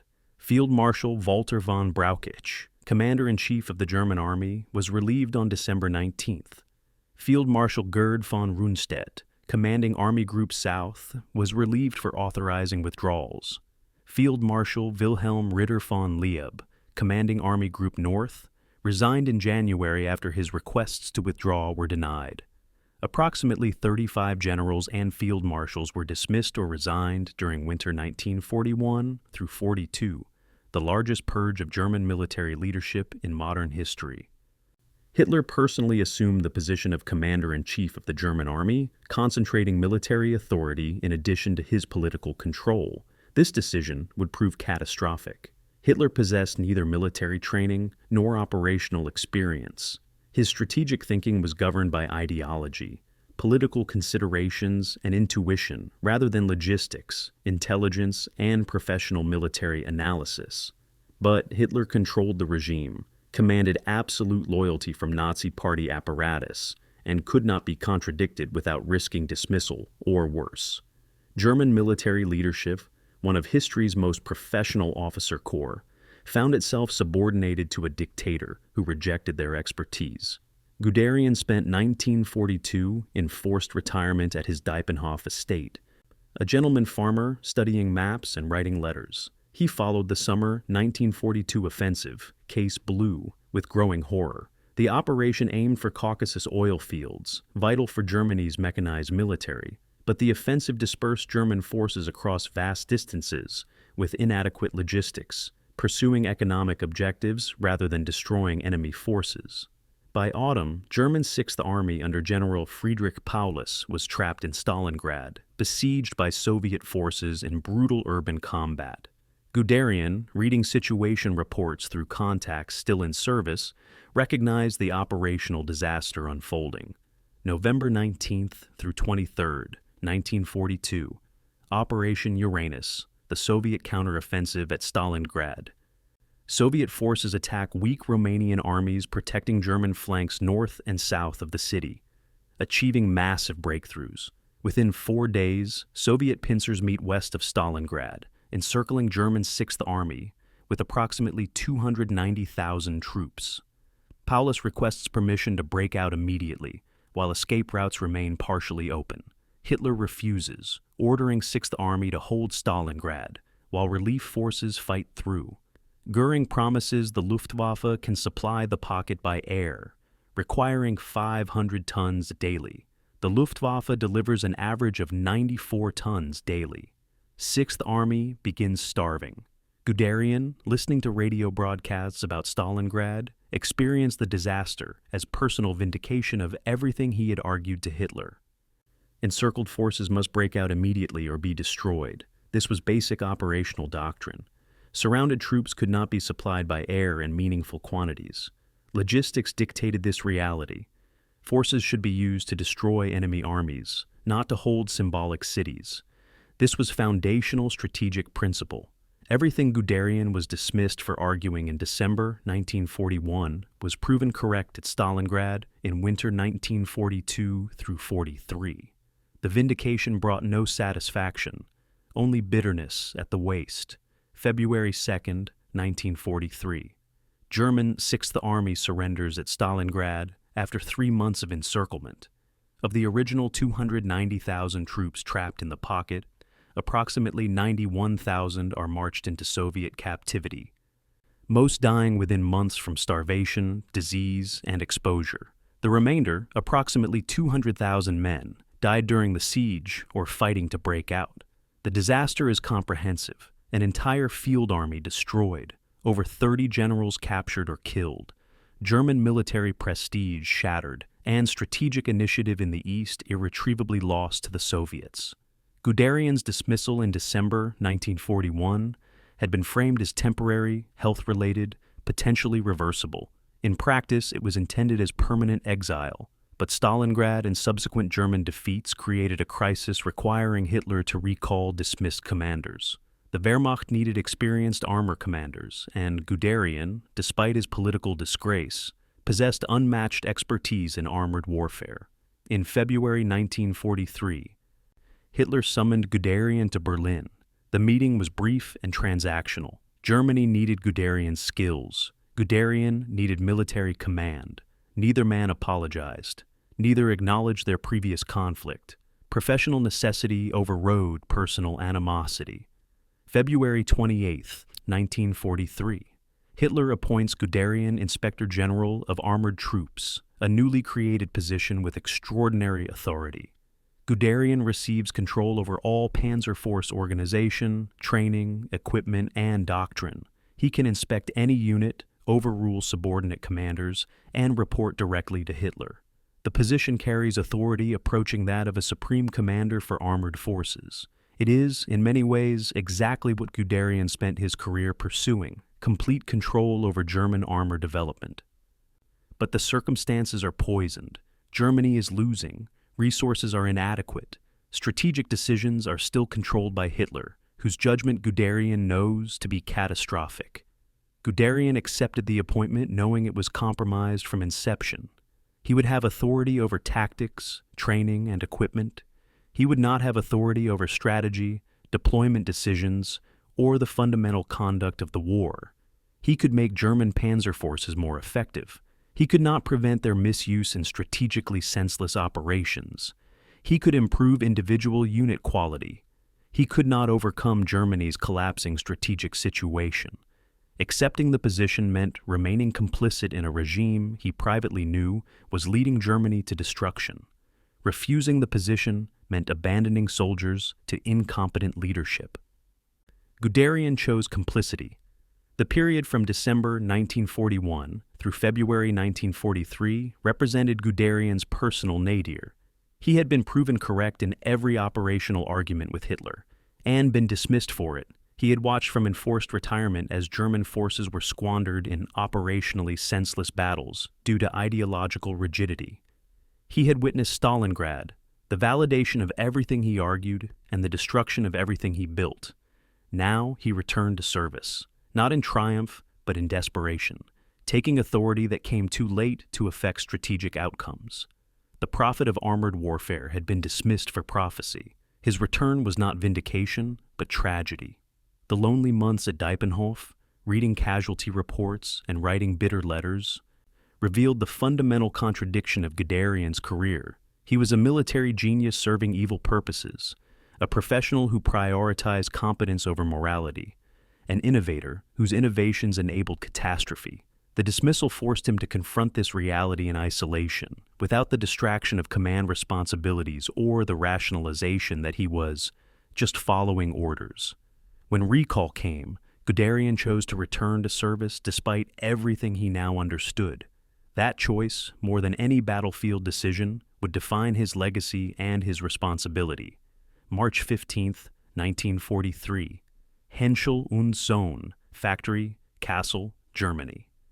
Guderian inspects the Tiger tank production line, watching the massive vehicles taking shape.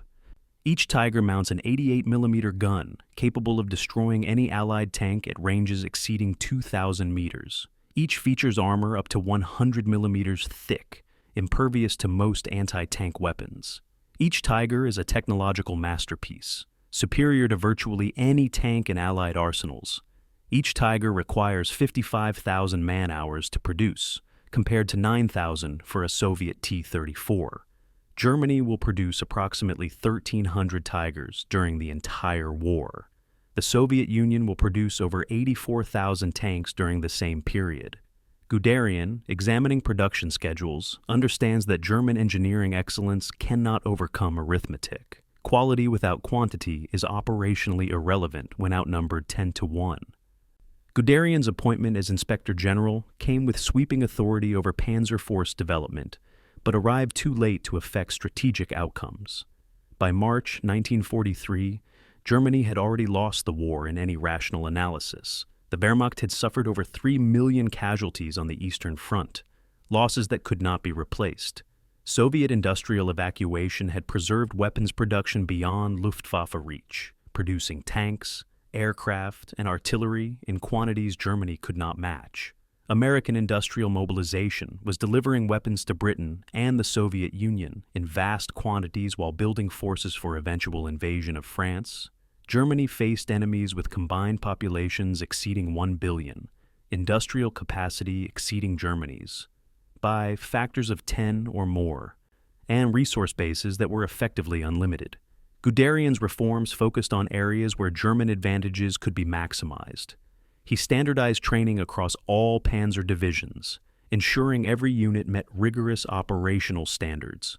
He reorganized supply systems, prioritizing spare parts delivery, so broken tanks could be repaired quickly rather than abandoned. He streamlined communication between combat units and factories, ensuring battlefield lessons informed design modifications. He pushed for increased production of Panther and Tiger tanks, while accepting that numbers would always favor the Allies. These were intelligent reforms that made German panzer forces significantly more effective. They were also insufficient to alter the war's trajectory. April 1943. Guderian reviews plans for Operation Citadel.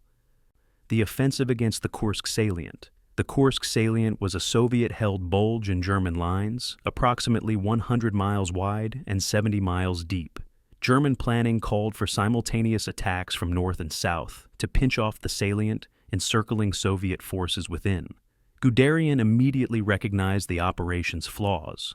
Soviet forces were using the months-long German preparation time to fortify the salient with multiple defensive belts, minefields, anti-tank guns, and artillery positions. Intelligence reported the Soviets knew German plans and were preparing accordingly. Attacking into prepared defenses violated every principle of Blitzkrieg doctrine. Guderian argued forcefully against Citadel at planning conferences. He pointed out that German armor advantage lay in mobility and exploitation, not in grinding through fortified positions. He noted that attacking at Kursk gave the Soviets every advantage: prepared defenses, interior lines, knowledge of German intentions, and time to mass forces. He proposed alternative operations that would use German mobile forces in unexpected locations rather than expected battles.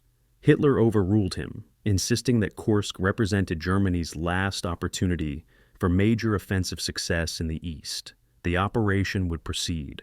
July 5th through 16th, 1943. The Battle of Kursk, the largest tank battle in history. Germany committed approximately 2,700 tanks and assault guns, the Wehrmacht's remaining armor reserve. The Soviets defended with approximately 5,000 tanks and over 900,000 troops, concentrated in deeply fortified positions. German forces attacked from north and south simultaneously, achieving initial penetrations of 5 to 12 miles. Then they encountered the reality of attacking prepared defenses. Mines destroyed tracks, anti-tank guns engaged at maximum range, Soviet armor counterattacked from concealed positions, and Soviet artillery fired concentrations that shattered German formations. The new Panther tanks, rushed into production and deployed at Kursk, suffered catastrophic mechanical failures. Engine fires plagued the Panthers, with some burning before entering combat. Transmission problems immobilized others. Of the approximately 200 Panthers committed to Kursk, fewer than 40 remained operational after the first week. The Tiger tanks performed better mechanically, but encountered Soviet defenses designed specifically to stop them. Deep minefields to damage tracks, anti-tank guns positioned in depth, and massive artillery concentrations. German armor discovered what Guderian had warned. Attacking fortified positions turns tanks into targets rather than weapons. July 12, 1943. Prokhorovka, one of history's largest single-day tank engagements. Soviet 5th Guards, tank army with over 800 tanks counterattacks. German 2nd SS Panzer Corps with approximately 300 tanks and assault guns. The battle degenerates into massive close-range fighting, with ranges so short that Soviet T-34 tanks can penetrate German armor and German long-range gun advantages become irrelevant. Both sides suffer enormous losses. Soviets approximately 300 to 400 tanks destroyed or damaged. Germans approximately 80 tanks destroyed or damaged. The exchange rate favors Germany tactically, but Soviet numerical superiority makes it strategically irrelevant. July 13th. Hitler cancels Operation Citadel after just 9 days, with German forces having advanced only 12 miles at maximum penetration. Allied invasion of Sicily on July 10th creates new crisis in Mediterranean, requiring German reserves. The cancellation leaves Kursk as failed offensive, consuming Germany's armor reserve without achieving strategic results. German tank losses total approximately 760 destroyed or badly damaged, approximately 30% of committed forces. More importantly, strategic initiative passes permanently to the Soviets. Germany will never again conduct major offensive operations on the Eastern Front. Guderian watched Kursk with grim vindication. Everything he predicted came to pass. Attacking prepared defenses bled German armor without strategic gain. Soviet numerical superiority absorbed losses Germany could not replace, and operational opportunities were squandered on prestige offensives driven by politics rather than military sense. The German military had just consumed its remaining offensive capacity in an operation Guderian correctly identified as strategically senseless. His authority as Inspector General gave him no power to prevent the disaster, only to document it. The remainder of 1943 through early 1944 saw Guderian attempting to rebuild German panzer forces, while Soviet offensives steadily pushed German lines westward. German tank production increased dramatically under Guderian's oversight, from 6,000 tanks produced in 1942 to 12,000 in 1943 to 19,000 in 1944. But Soviet production exceeded 24,000 tanks per year. American production exceeded 29,000 tanks per year. German production increases were impressive in isolation, but meaningless in strategic context. Germany was being buried under an avalanche of Allied production. Guderian's position as Inspector General revealed the fundamental tragedy of late-war German military leadership. Officers like Guderian possessed world-class tactical and operational expertise, organizational ability, and professional competence. They served a regime whose strategic decisions ranged from incompetent to insane, a dictator who rejected professional advice, and a cause that was morally indefensible. Their competence enabled the regime to continue fighting long after rational analysis indicated defeat was certain. Every improvement Guderian made to panzer forces extended the war, prolonging suffering and destruction without altering the outcome. Technical excellence in service of strategic madness produced only tragedy. January 1944. Production conference at the Reich Chancellery. Guderian presents figures on tank production and losses. Germany produced approximately 9,000 tanks in 1943 and lost approximately 12,000 through combat, mechanical failure, and abandonment due to fuel shortages.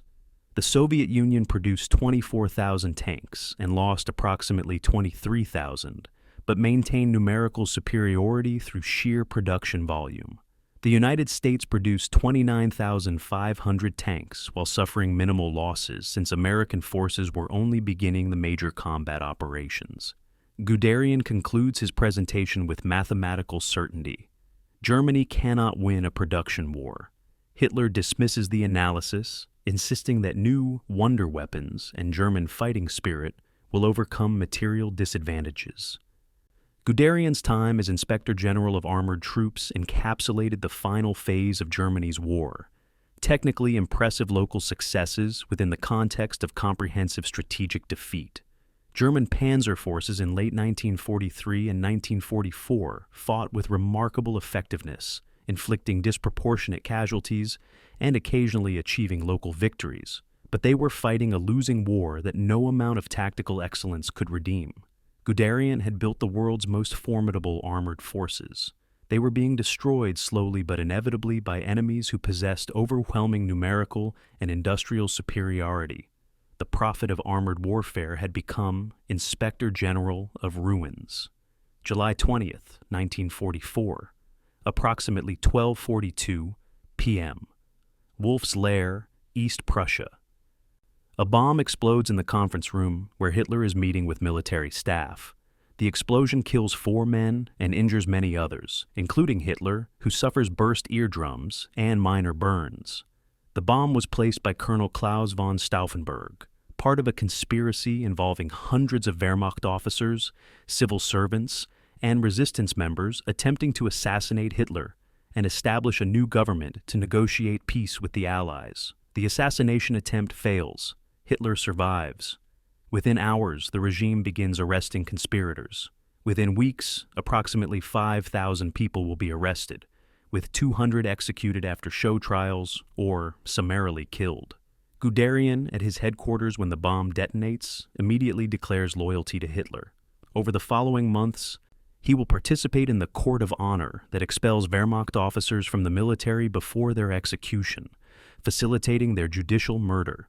The July 20th plot represented the German resistance movement's last significant attempt to remove Hitler and end the war. The conspiracy involved senior military officers, including General Ludwig Beck, former chief of the General Staff, Field Marshal Erwin Rommel, Germany's most famous commander, Colonel General Friedrich Olbricht, deputy commander of the replacement army, and dozens of other officers across all Wehrmacht branches.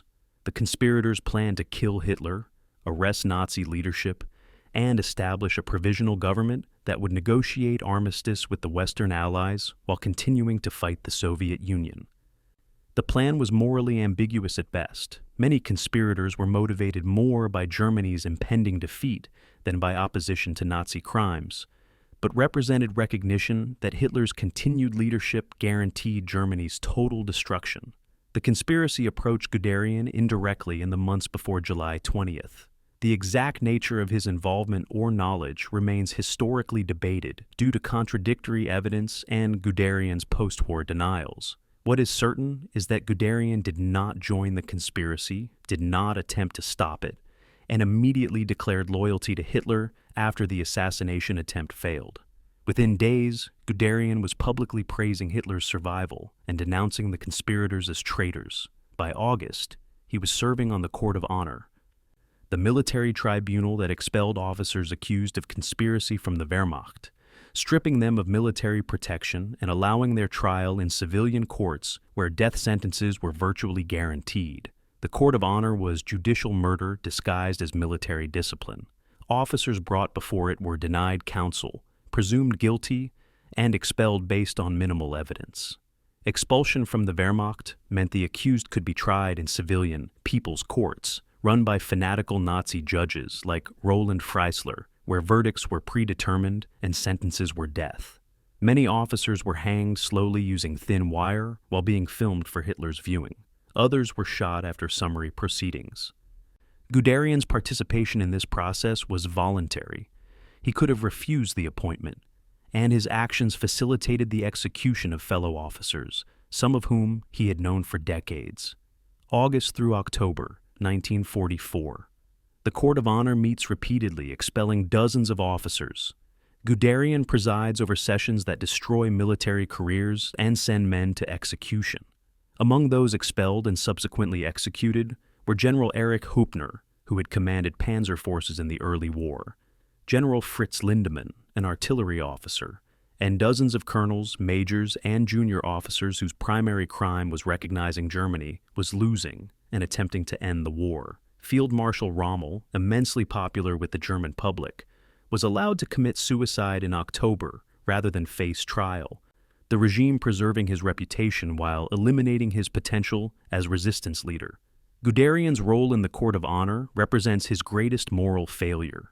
He was not directly responsible for Nazi atrocities. He was a field commander, not involved in Holocaust logistics or occupied territories administration. He could claim, as many German officers did post-war, that he was just a soldier focused on military operations while remaining ignorant of regime crimes. But the Court of Honor allowed no such evasion.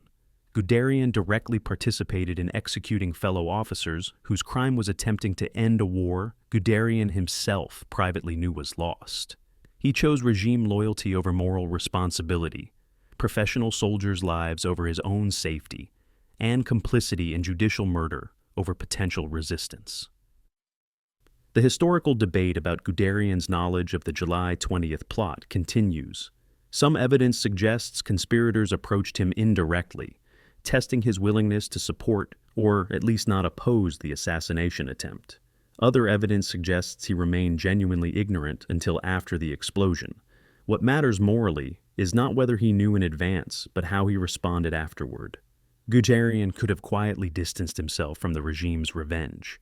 He could have refused appointment to the Court of Honor. He could have resigned his position, accepting the risks such refusal entailed. Instead, he actively participated in destroying the men who attempted what many Germans privately wished for, ending Hitler's rule and the war. Guderian's post-war defense was that he was a soldier, not a politician, and had no right or responsibility to oppose the legitimate government. This defense was morally and legally insufficient. The Nuremberg trials established that following orders did not excuse participation in crimes. Guderian's participation in the Court of Honor was voluntary, not ordered. He chose to participate, knowing the consequences for expelled officers was death. The defense that he was just following orders or doing his duty collapsed when applied to voluntary participation in judicial murder of fellow officers whose only crime was attempting to stop a war that was destroying Germany. The July 20th plot and its aftermath revealed the moral bankruptcy of German military professionalism. Officers like Guderian prided themselves on competence, discipline, and loyalty to institutional structures rather than political ideologies. But this professional ethic, when serving an evil regime, became complicity. The German officer corps had the expertise to recognize Nazi strategic incompetence, the knowledge to understand regime crimes, and the organizational capability to resist. With few exceptions, they chose not to. They rationalized that their professional duty was to obey civilian authority, that soldiers should not involve themselves in politics, that competence in military tasks absolved them of moral responsibility for how those tasks served criminal purposes. September 1944. German defenses collapsing on all fronts. Soviet forces advancing through Poland toward East Prussia. Anglo-American forces liberating France and approaching German borders. Italy surrendered and occupied. German cities being destroyed by strategic bombing. Hitler, despite all evidence of impending total defeat, ordering continued resistance and threatening execution for defeatism or unauthorized retreats.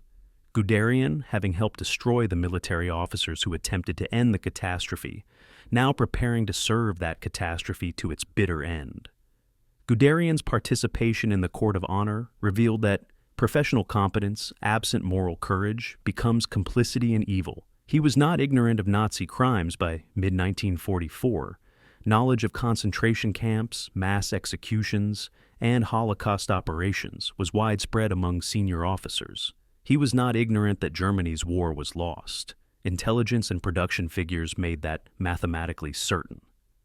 He was not forced to participate in judicial murder. He volunteered. His actions represented choice, loyalty to Hitler and the regime over loyalty to fellow officers, over moral responsibility, over the good of Germany itself. That choice, more than any battlefield decision, defines Guderian's historical legacy and moral responsibility.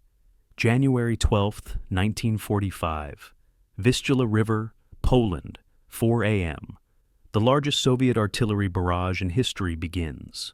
400,000 shells fired in 25 minutes at German positions along the Vistula River.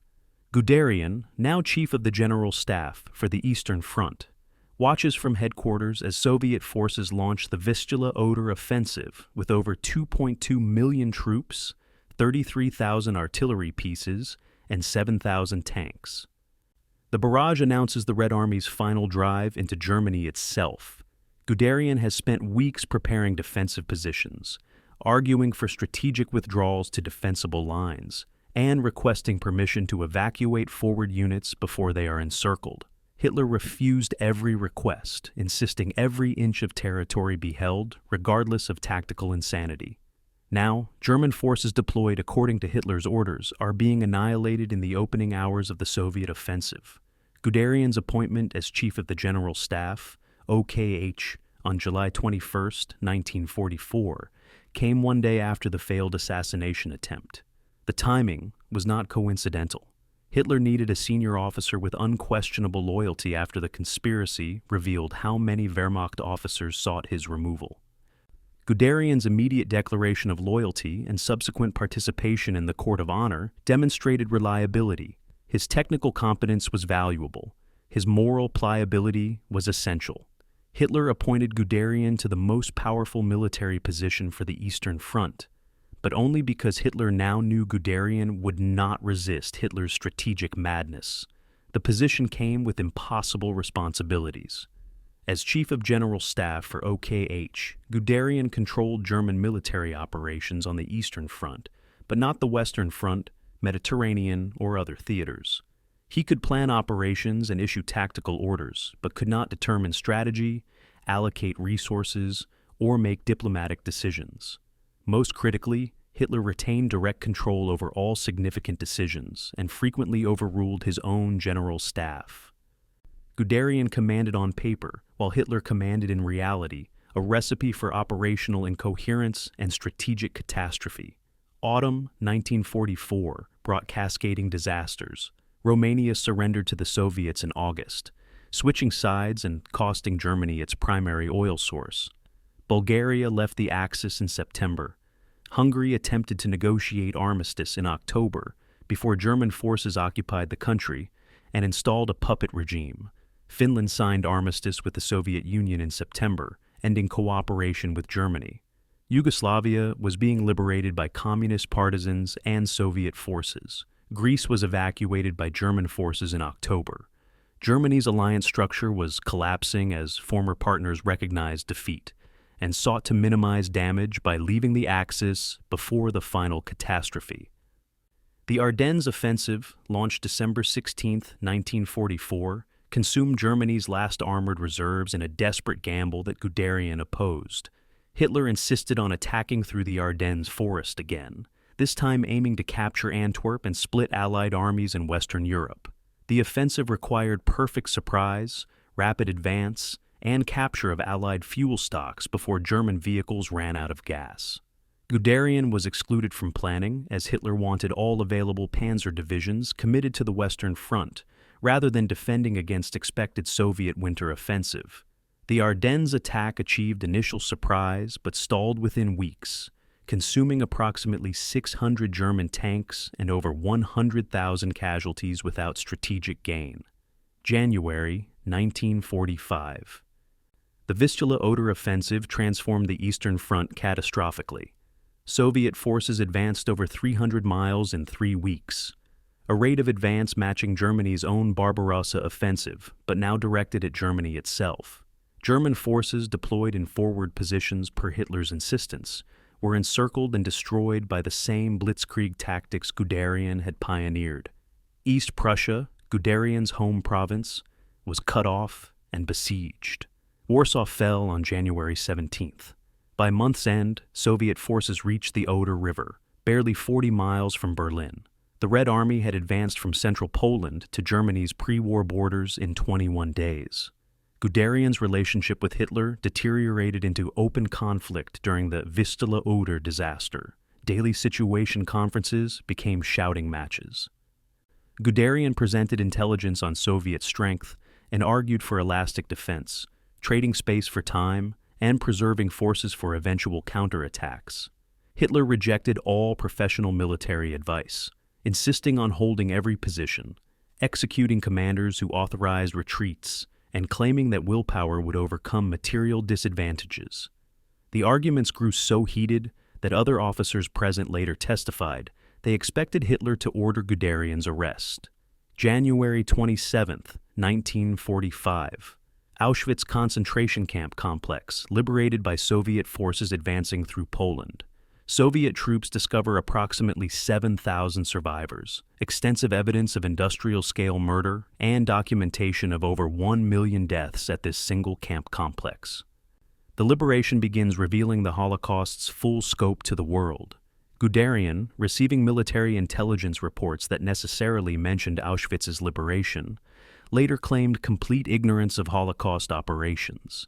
This claim was demonstrably false. Senior Wehrmacht officers received regular intelligence about concentration camps, partisan anti-Jewish operations, and mass killings throughout occupied territories. Knowledge was widespread. Acknowledgement was rare. February through March 1945. German defensive lines collapsing everywhere. Soviet forces consolidating positions along the Oder, preparing for final assault on Berlin. Anglo-American forces crossing the Rhine River, advancing into Germany from the west. German cities being destroyed by around-the-clock strategic bombing. Civilian casualties mounting catastrophically. Refugees flooding westward to escape Soviet advance. The German state disintegrating as communications failed. Transportation networks were destroyed, and civil administration collapsed. Hitler issuing orders for total warfare, scorched earth policies, and execution of defeatists while commanding non-existent divisions from his Berlin bunker. March 28, 1945. Guderian's final confrontation with Hitler. During a situation conference, Guderian openly contradicts Hitler's strategic assessments, pointing out that Hitler's orders are disconnected from reality. Units that Hitler orders to attack do not exist, having been destroyed weeks ago. Divisions that Hitler counts on defense rosters have fewer than 1,000 men each, instead of nominal strength of 15,000. Weapons that Hitler demands be deployed have not been produced or have been lost. Guderian states these facts publicly, in front of junior officers and staff, directly challenging Hitler's authority and mental stability. The confrontation escalates rapidly. Hitler accuses Guderian of defeatism and treason. Guderian responds that honestly reporting military situation is a general officer's duty. Hitler demands optimism and loyalty. Guderian demands acknowledgement of reality. Witnesses described both men shouting, physically shaking with rage, their faces red. The argument continues for over 30 minutes, unprecedented in Hitler's headquarters, where subordinates rarely contradicted the Führer. When the meeting finally ends, Guderian's fate is sealed. He is ordered to take 6 weeks sick leave, effective immediately, the third time Hitler has dismissed him, using health as pretext, this time permanent. Guderian's dismissal on March 28th came 6 weeks before Germany's surrender. He had served Hitler and the Nazi regime through Germany's victories, defeats, war crimes, and collapse. Only when total destruction was literally weeks away, when Soviet forces were preparing to assault Berlin and American forces were deep inside Germany, did Guderian finally openly challenge Hitler's strategic madness. The challenge came too late to matter militarily, too late to save lives, too late to constitute meaningful resistance. It was professional frustration, not moral awakening. April 30th, 1945. Hitler commits suicide in his Berlin bunker as Soviet forces fight through the city above him. Guderian is already in American custody in Bavaria, having fled westward as the regime collapsed. The Panzer forces he built are destroyed.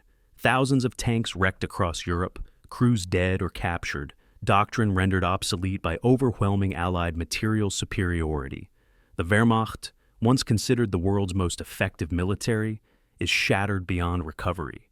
Germany itself is divided, occupied, its cities in ruins, its population traumatized, and its crimes exposed to global horror. Guderian's final year of service, from July 1944 to March 1945, encapsulated the tragedy of competent serving evil. He used his military expertise to prolong a war that could not be won, serving a regime whose crimes he knew and a leader whose strategic judgment he privately recognized as insane. He helped execute fellow officers who attempted to end the catastrophe, then continued serving until the regime's final collapse. His dismissal came not from moral revulsion at Nazi crimes or strategic opposition to continuing a lost war, but from tactical disagreements about how to conduct operationally hopeless defensive battles. The Götterdämmerung, Twilight of the Gods, that consumed Nazi Germany in its final year, revealed the moral emptiness at the heart of German military professionalism. Officers like Guderian possessed world-class tactical and operational abilities. They served those abilities to criminal purposes without effective resistance. Their competence enabled the regime to continue fighting months longer than strategic logic suggested, prolonging destruction and suffering without altering the outcome. Guderian's genius had helped create the most effective armored forces in military history. That same genius, lacking moral courage, had prolonged history's most destructive war in service of history's most evil regime. May 10th, 1945, Bad Tolz, Bavaria. A comfortable villa requisitioned by the United States Army. Heinz Guderian sits across from American intelligence officers, drinking coffee and discussing Soviet military capabilities. He is a prisoner of war, but an unusually comfortable one. American officers treat him with professional courtesy, almost deference. They are intensely interested in his expertise about the Red Army, Soviet tactics, armor capabilities, command structures, logistical systems. The Second World War has barely ended, but the Cold War is already beginning. American intelligence services recognize that Nazi Germany's senior military officers possess invaluable knowledge about the Soviet Union, gained through 4 years of combat on the Eastern Front. Guderian, eager to avoid war crimes prosecution and rehabilitation, his reputation, cooperates fully. The man who helped Hitler wage war of annihilation against the Soviet Union now becomes a valuable consultant to the nation that will contain Soviet expansion. Guderian's treatment by Allied authorities contrasted dramatically with other Wehrmacht commanders. Many Eastern Front commanders faced war crimes prosecution. Field Marshal Ferdinand Schörner was tried for executing German soldiers and war crimes against civilians. General Erich von dem Bach-Zelewski was prosecuted for involvement in massacring civilians during anti-partisan operations. General Anton Dostler was executed for ordering the murder of American prisoners of war. Over 200 Wehrmacht officers faced Allied military tribunals for war crimes committed during the war. Guderian faced none. Despite commanding armies on the Eastern Front, where Wehrmacht participated in mass killings of civilians, deportations, and support for Einsatzgruppen death squads, Guderian was never charged. The reasons for Guderian's non-prosecution were multiple. He had primarily commanded mobile forces in operational roles rather than occupation forces responsible for direct war crimes. His commands were focused on combat operations rather than rear area security operations where most atrocities occurred. Most importantly, American and British authorities believed his knowledge about the Soviet military was valuable for Cold War planning. Prosecuting Guderian would antagonize other Wehrmacht officers whose cooperation Western intelligence services wanted. The emerging Cold War created incentives to rehabilitate useful Wehrmacht officers, while prosecuting only the most obviously criminal defendants. Guderian spent 1945 through 1948 in various detention facilities, never formally charged, never brought to trial, gradually gaining more freedom as Cold War tensions intensified. American intelligence officers debriefed him extensively about Soviet tactics, weapons, and operational doctrine. British officers sought his expertise on armored warfare for their own doctrinal development. French officers interviewed him about Panzer operations during the 1940 France campaign.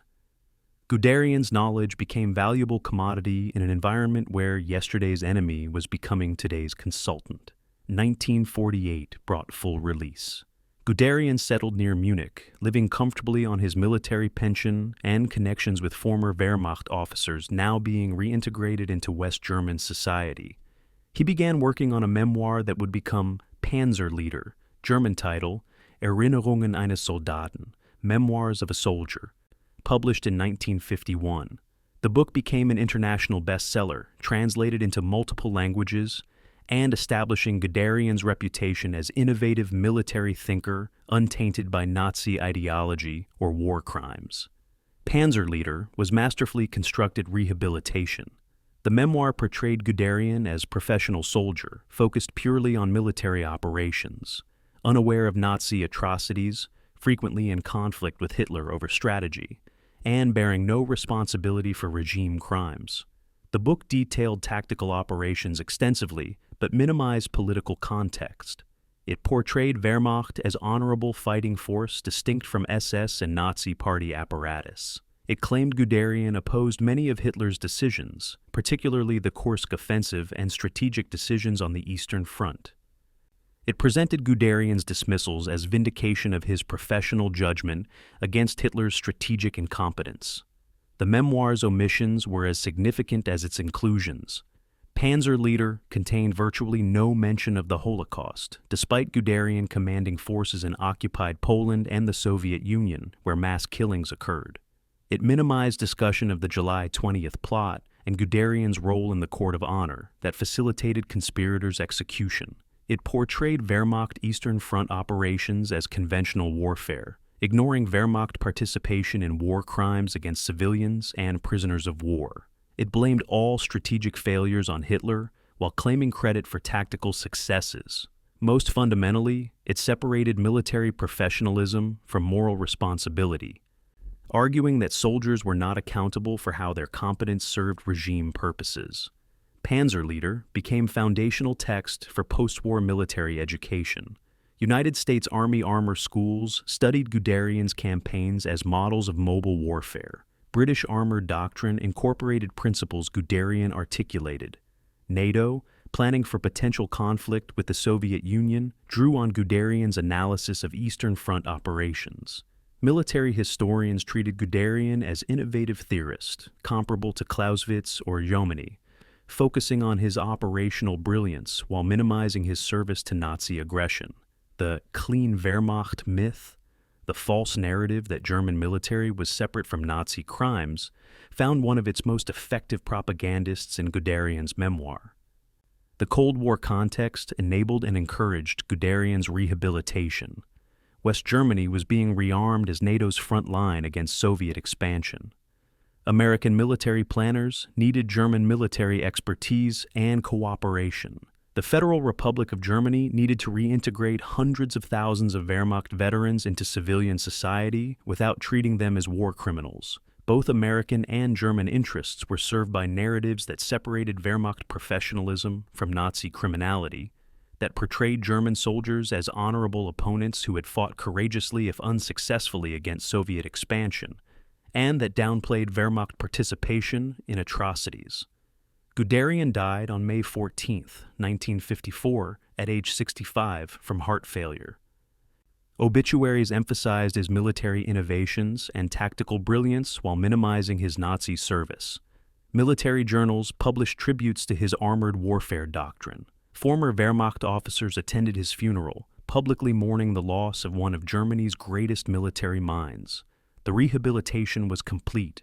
Guderian had successfully transformed himself from senior Wehrmacht officer who served Hitler through war of annihilation into respected military theorist whose expertise transcended the regime he served. The historical reassessment of Guderian and the Wehrmacht began seriously only in the 1990s, after German reunification and opening of Eastern European archives. Historians documented Wehrmacht's systematic participation in war crimes on the Eastern Front, including logistical support for Einsatzgruppen operations, execution of commissars and Jewish Red Army members, starvation of Soviet prisoners of war, and destruction of civilian populations during anti-partisan operations. The clean Wehrmacht myth collapsed under weight of documentary evidence. Guderian's claimed ignorance of Holocaust and other atrocities became historically untenable, given the extensive evidence that senior officers knew about and, in many cases, facilitated mass killings. Modern historical assessment of Guderian recognizes his operational innovations while acknowledging his moral failures. He revolutionized armored warfare doctrine, created operational concepts that remain relevant, and demonstrated military genius in multiple campaigns. He also served an evil regime through wars of aggression, participated in judicial murder of fellow officers, and enabled prolongation of catastrophically destructive war. His post-war memoir constructed rehabilitation narrative that obscured moral accountability behind professional competence. His convenient forgetting of Holocaust operations and Wehrmacht crimes served post-war German society's desire to avoid confronting collective responsibility. Guderian's post-war career revealed how professional expertise could be separated from moral judgment in ways that served both individual rehabilitation and societal needs to avoid confronting difficult truths. The Cold War created an environment where useful knowledge mattered more than accountability for how that knowledge was originally employed. Guderian's technical competence was valuable. His moral responsibility was inconvenient. The result was rehabilitation that allowed his expertise to inform Western military doctrine while avoiding serious examination of his complicity in Nazi crimes. Only decades later would history render fuller accounting. February 24, 2022. Southern Ukraine. Dawn. Russian armored columns cross into Ukraine in the largest European military operation since 1945. The invasion plan calls for rapid advances by mechanized forces, paralyzing Ukrainian command structures, seizing key cities before defenders can consolidate, and achieving regime change within days through shock and speed.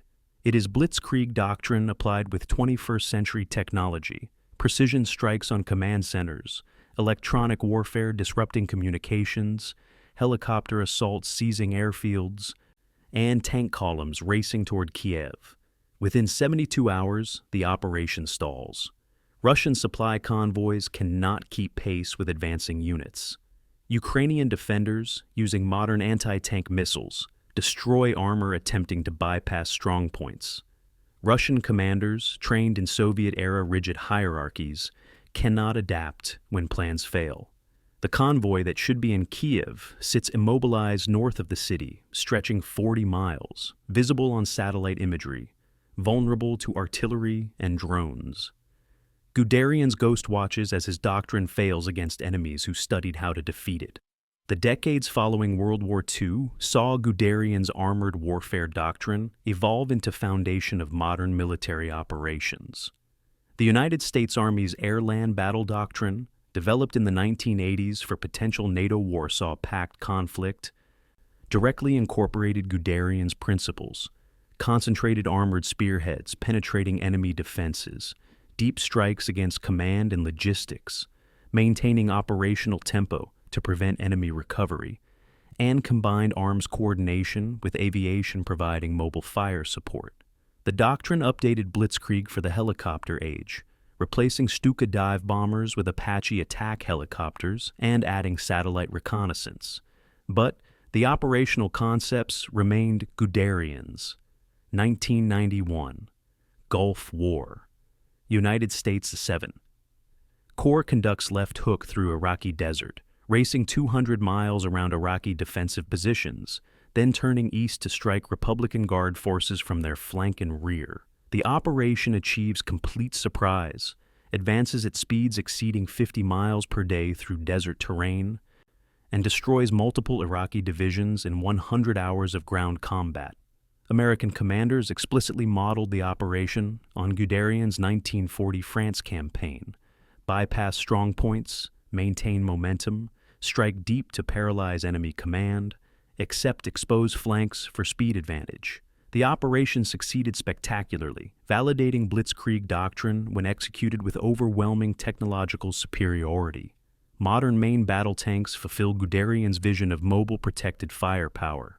The American M1 Abrams, German Leopard 2, British Challenger 2, and French Leclerc combine armor-proof against most anti-tank weapons, guns capable of destroying any enemy armor at ranges exceeding 2,000 meters, speeds up to 45 miles per hour on roads, and sophisticated fire control systems allowing accurate shooting while moving. These vehicles realize what Guderian sketched in 1918, machines that can survive enemy fire, destroy enemy resistance, and move faster than defenders can react. Their capabilities exceed Guderian's wildest projections, yet their operational employment follows principles he established. But modern warfare also developed counters to Blitzkrieg doctrine, counters that Guderian's campaigns foreshadowed. Vietnam War demonstrated that armored forces are vulnerable in terrain, unsuitable for mechanized operations. Jungles, mountains, rice paddies, and urban environments where mobility advantages disappear. Soviet experience in Afghanistan showed that guerrilla tactics and man-portable anti-tank missiles can devastate mechanized forces unable to identify and engage distributed enemies. Israeli experience in Lebanon revealed that dense urban combat neutralizes armor's advantages while exposing vulnerabilities to infantry with anti-tank weapons. The most significant development was precision-guided anti-tank missiles that reversed the tactical equation Guderian exploited. World War II anti-tank guns required close range and direct line of sight. Modern anti-tank missiles can be fired from miles away, guided to targets by wire or laser, and penetrate any armor through shape-charge warheads. Infantry units equipped with weapons like American Javelin, Israeli Spike, or European Milan missiles can destroy tanks from concealed positions at ranges exceeding 2 miles. The tactical balance shifted from tanks break through defended positions to determined infantry with modern weapons can stop tanks. Drone warfare added another dimension that Blitzkrieg doctrine never anticipated. Small unmanned aerial vehicles, costing thousands of dollars, can identify armored formations and direct artillery fire with precision impossible in Guderian's era. Larger strike drones can destroy tanks directly using guided missiles. Swarms of small drones can overwhelm defenses and attack supply columns. The reconnaissance advantages Blitzkrieg doctrine sought through rapid advance and surprise are partially negated by persistent overhead surveillance. Conversely, drones provide attacking forces with real-time intelligence that Guderian could only imagine, allowing rapid identification and exploitation of defensive weaknesses. The Ukraine war that began in 2022 demonstrated both Blitzkrieg doctrine's continued relevance and its limitations. Russia's initial invasion attempted Blitzkrieg-style operations, rapid mechanized advances, deep strikes, an assumption that speed and shock would paralyze Ukrainian resistance. The operation failed because Ukraine defended with modern anti-tank weapons, used drones for reconnaissance and strike, and employed flexible defensive tactics that allowed armored spearheads to advance into ambushes. Russian logistics, always Blitzkrieg's vulnerability, collapsed when supply convoys could not navigate Ukraine's infrastructure while under drone surveillance and artillery attack. Subsequent Ukraine combat revealed that armored warfare remains relevant, but has become more complex than Guderian envisioned. Tanks provide essential mobile firepower and protected transport, but they require extensive support. Infantry to clear anti-tank teams, engineers to breach obstacles, electronic warfare systems to counter drones, air defense to protect against strike aircraft and missiles. Advancing mechanized forces must suppress enemy observation through smoke, jamming, and counter-reconnaissance rather than simply moving faster than enemy intelligence can disseminate. Speed remains valuable, but sustainable logistics and defensive depth matter more than operational tempo. Modern military education treats Guderian's campaigns as historical case studies, analyzing both their successes and limitations. A Fort Benning, now Fort Moore, the United States Army's armor school, studies the France 1940 campaign to teach exploitation of breakthrough. Sandhurst, Britain's military academy, examines Guderian's operational decision-making. Saint-Cyr, France's military academy, studies how French defensive doctrine failed against German mobile operations. These institutions teach Guderian's principles while emphasizing that modern warfare requires capabilities he never possessed: satellite reconnaissance, precision strike, integrated air defense, cyber warfare, and logistics systems, orders of magnitude more capable than World War II equivalents. The technological fulfillment of Guderian's vision brings uncomfortable ethical questions. Modern armored forces can achieve Guderian's operational goals: rapid advance, enemy paralysis, quick victory, with fewer casualties on both sides than World War II battles inflicted. Precision weapons reduce collateral damage compared to area bombardment Blitzkrieg employed.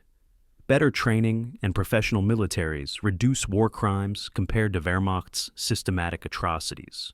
But technology's lethality also means modern wars, when they occur, can destroy defenders more completely and quickly than ever before.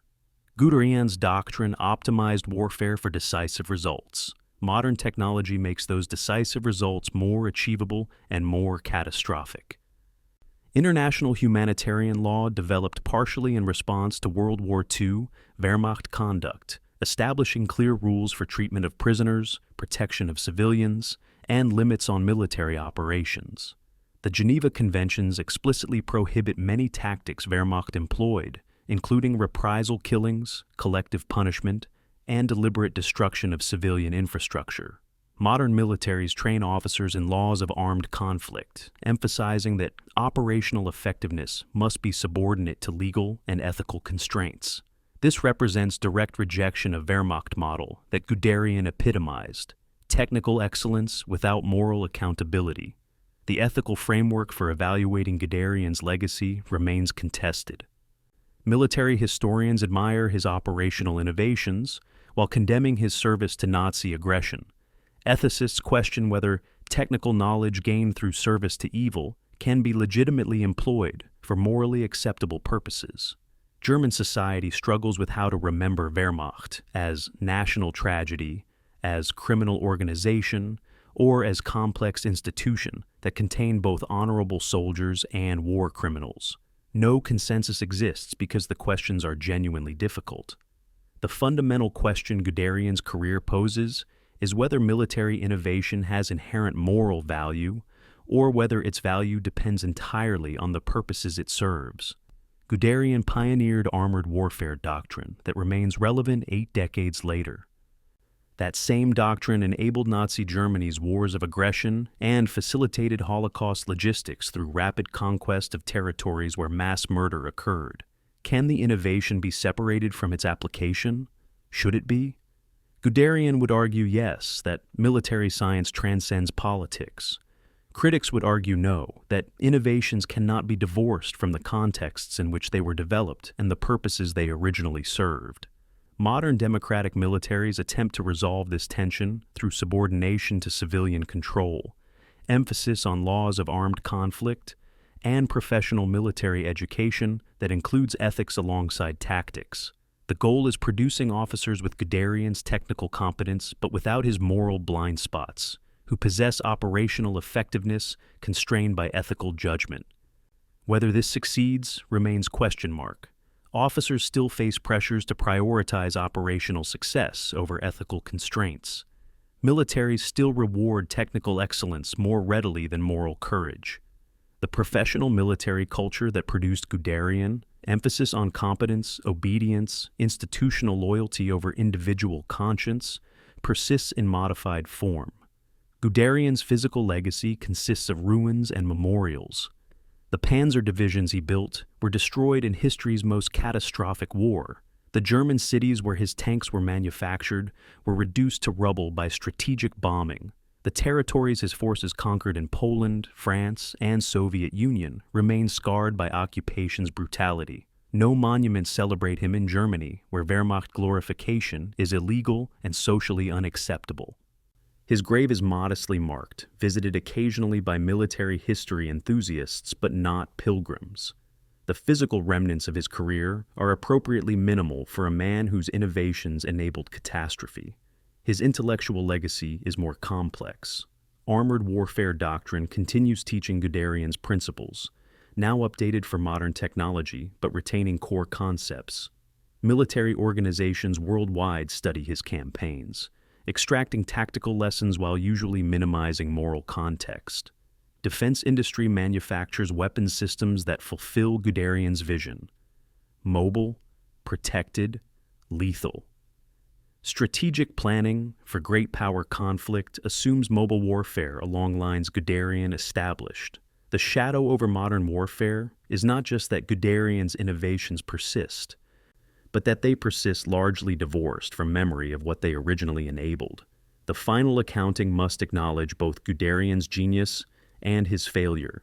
He revolutionized warfare, demonstrating how mobility, coordination, and operational tempo could achieve decisive results. His innovations remain foundational to modern military operations, but he placed his genius in service of evil, enabled wars of aggression and genocide, participated in judicial murder of colleagues, and showed that professional competence without moral courage becomes complicity. His post-war rehabilitation obscured this moral failure for decades, allowing his technical expertise to be celebrated while his moral responsibility was minimized. Heinz Guderian invented the way modern armies fight. He also demonstrated that changing warfare is not the same as improving human conduct, that technical innovation absent ethical foundation serves whatever purposes those in power choose, and that professional excellence can enable catastrophe as easily as prevent it. His panzers change military history forever. They also remind us that capability and wisdom are not identical, that knowing how to do something is not the same as understanding whether it should be done, and that genius without conscience is not genius at all. It is merely talent in service of whatever master pays for it. The shadow over modern warfare is the knowledge that Guderian's innovations work brilliantly, and that working brilliantly is not necessarily good.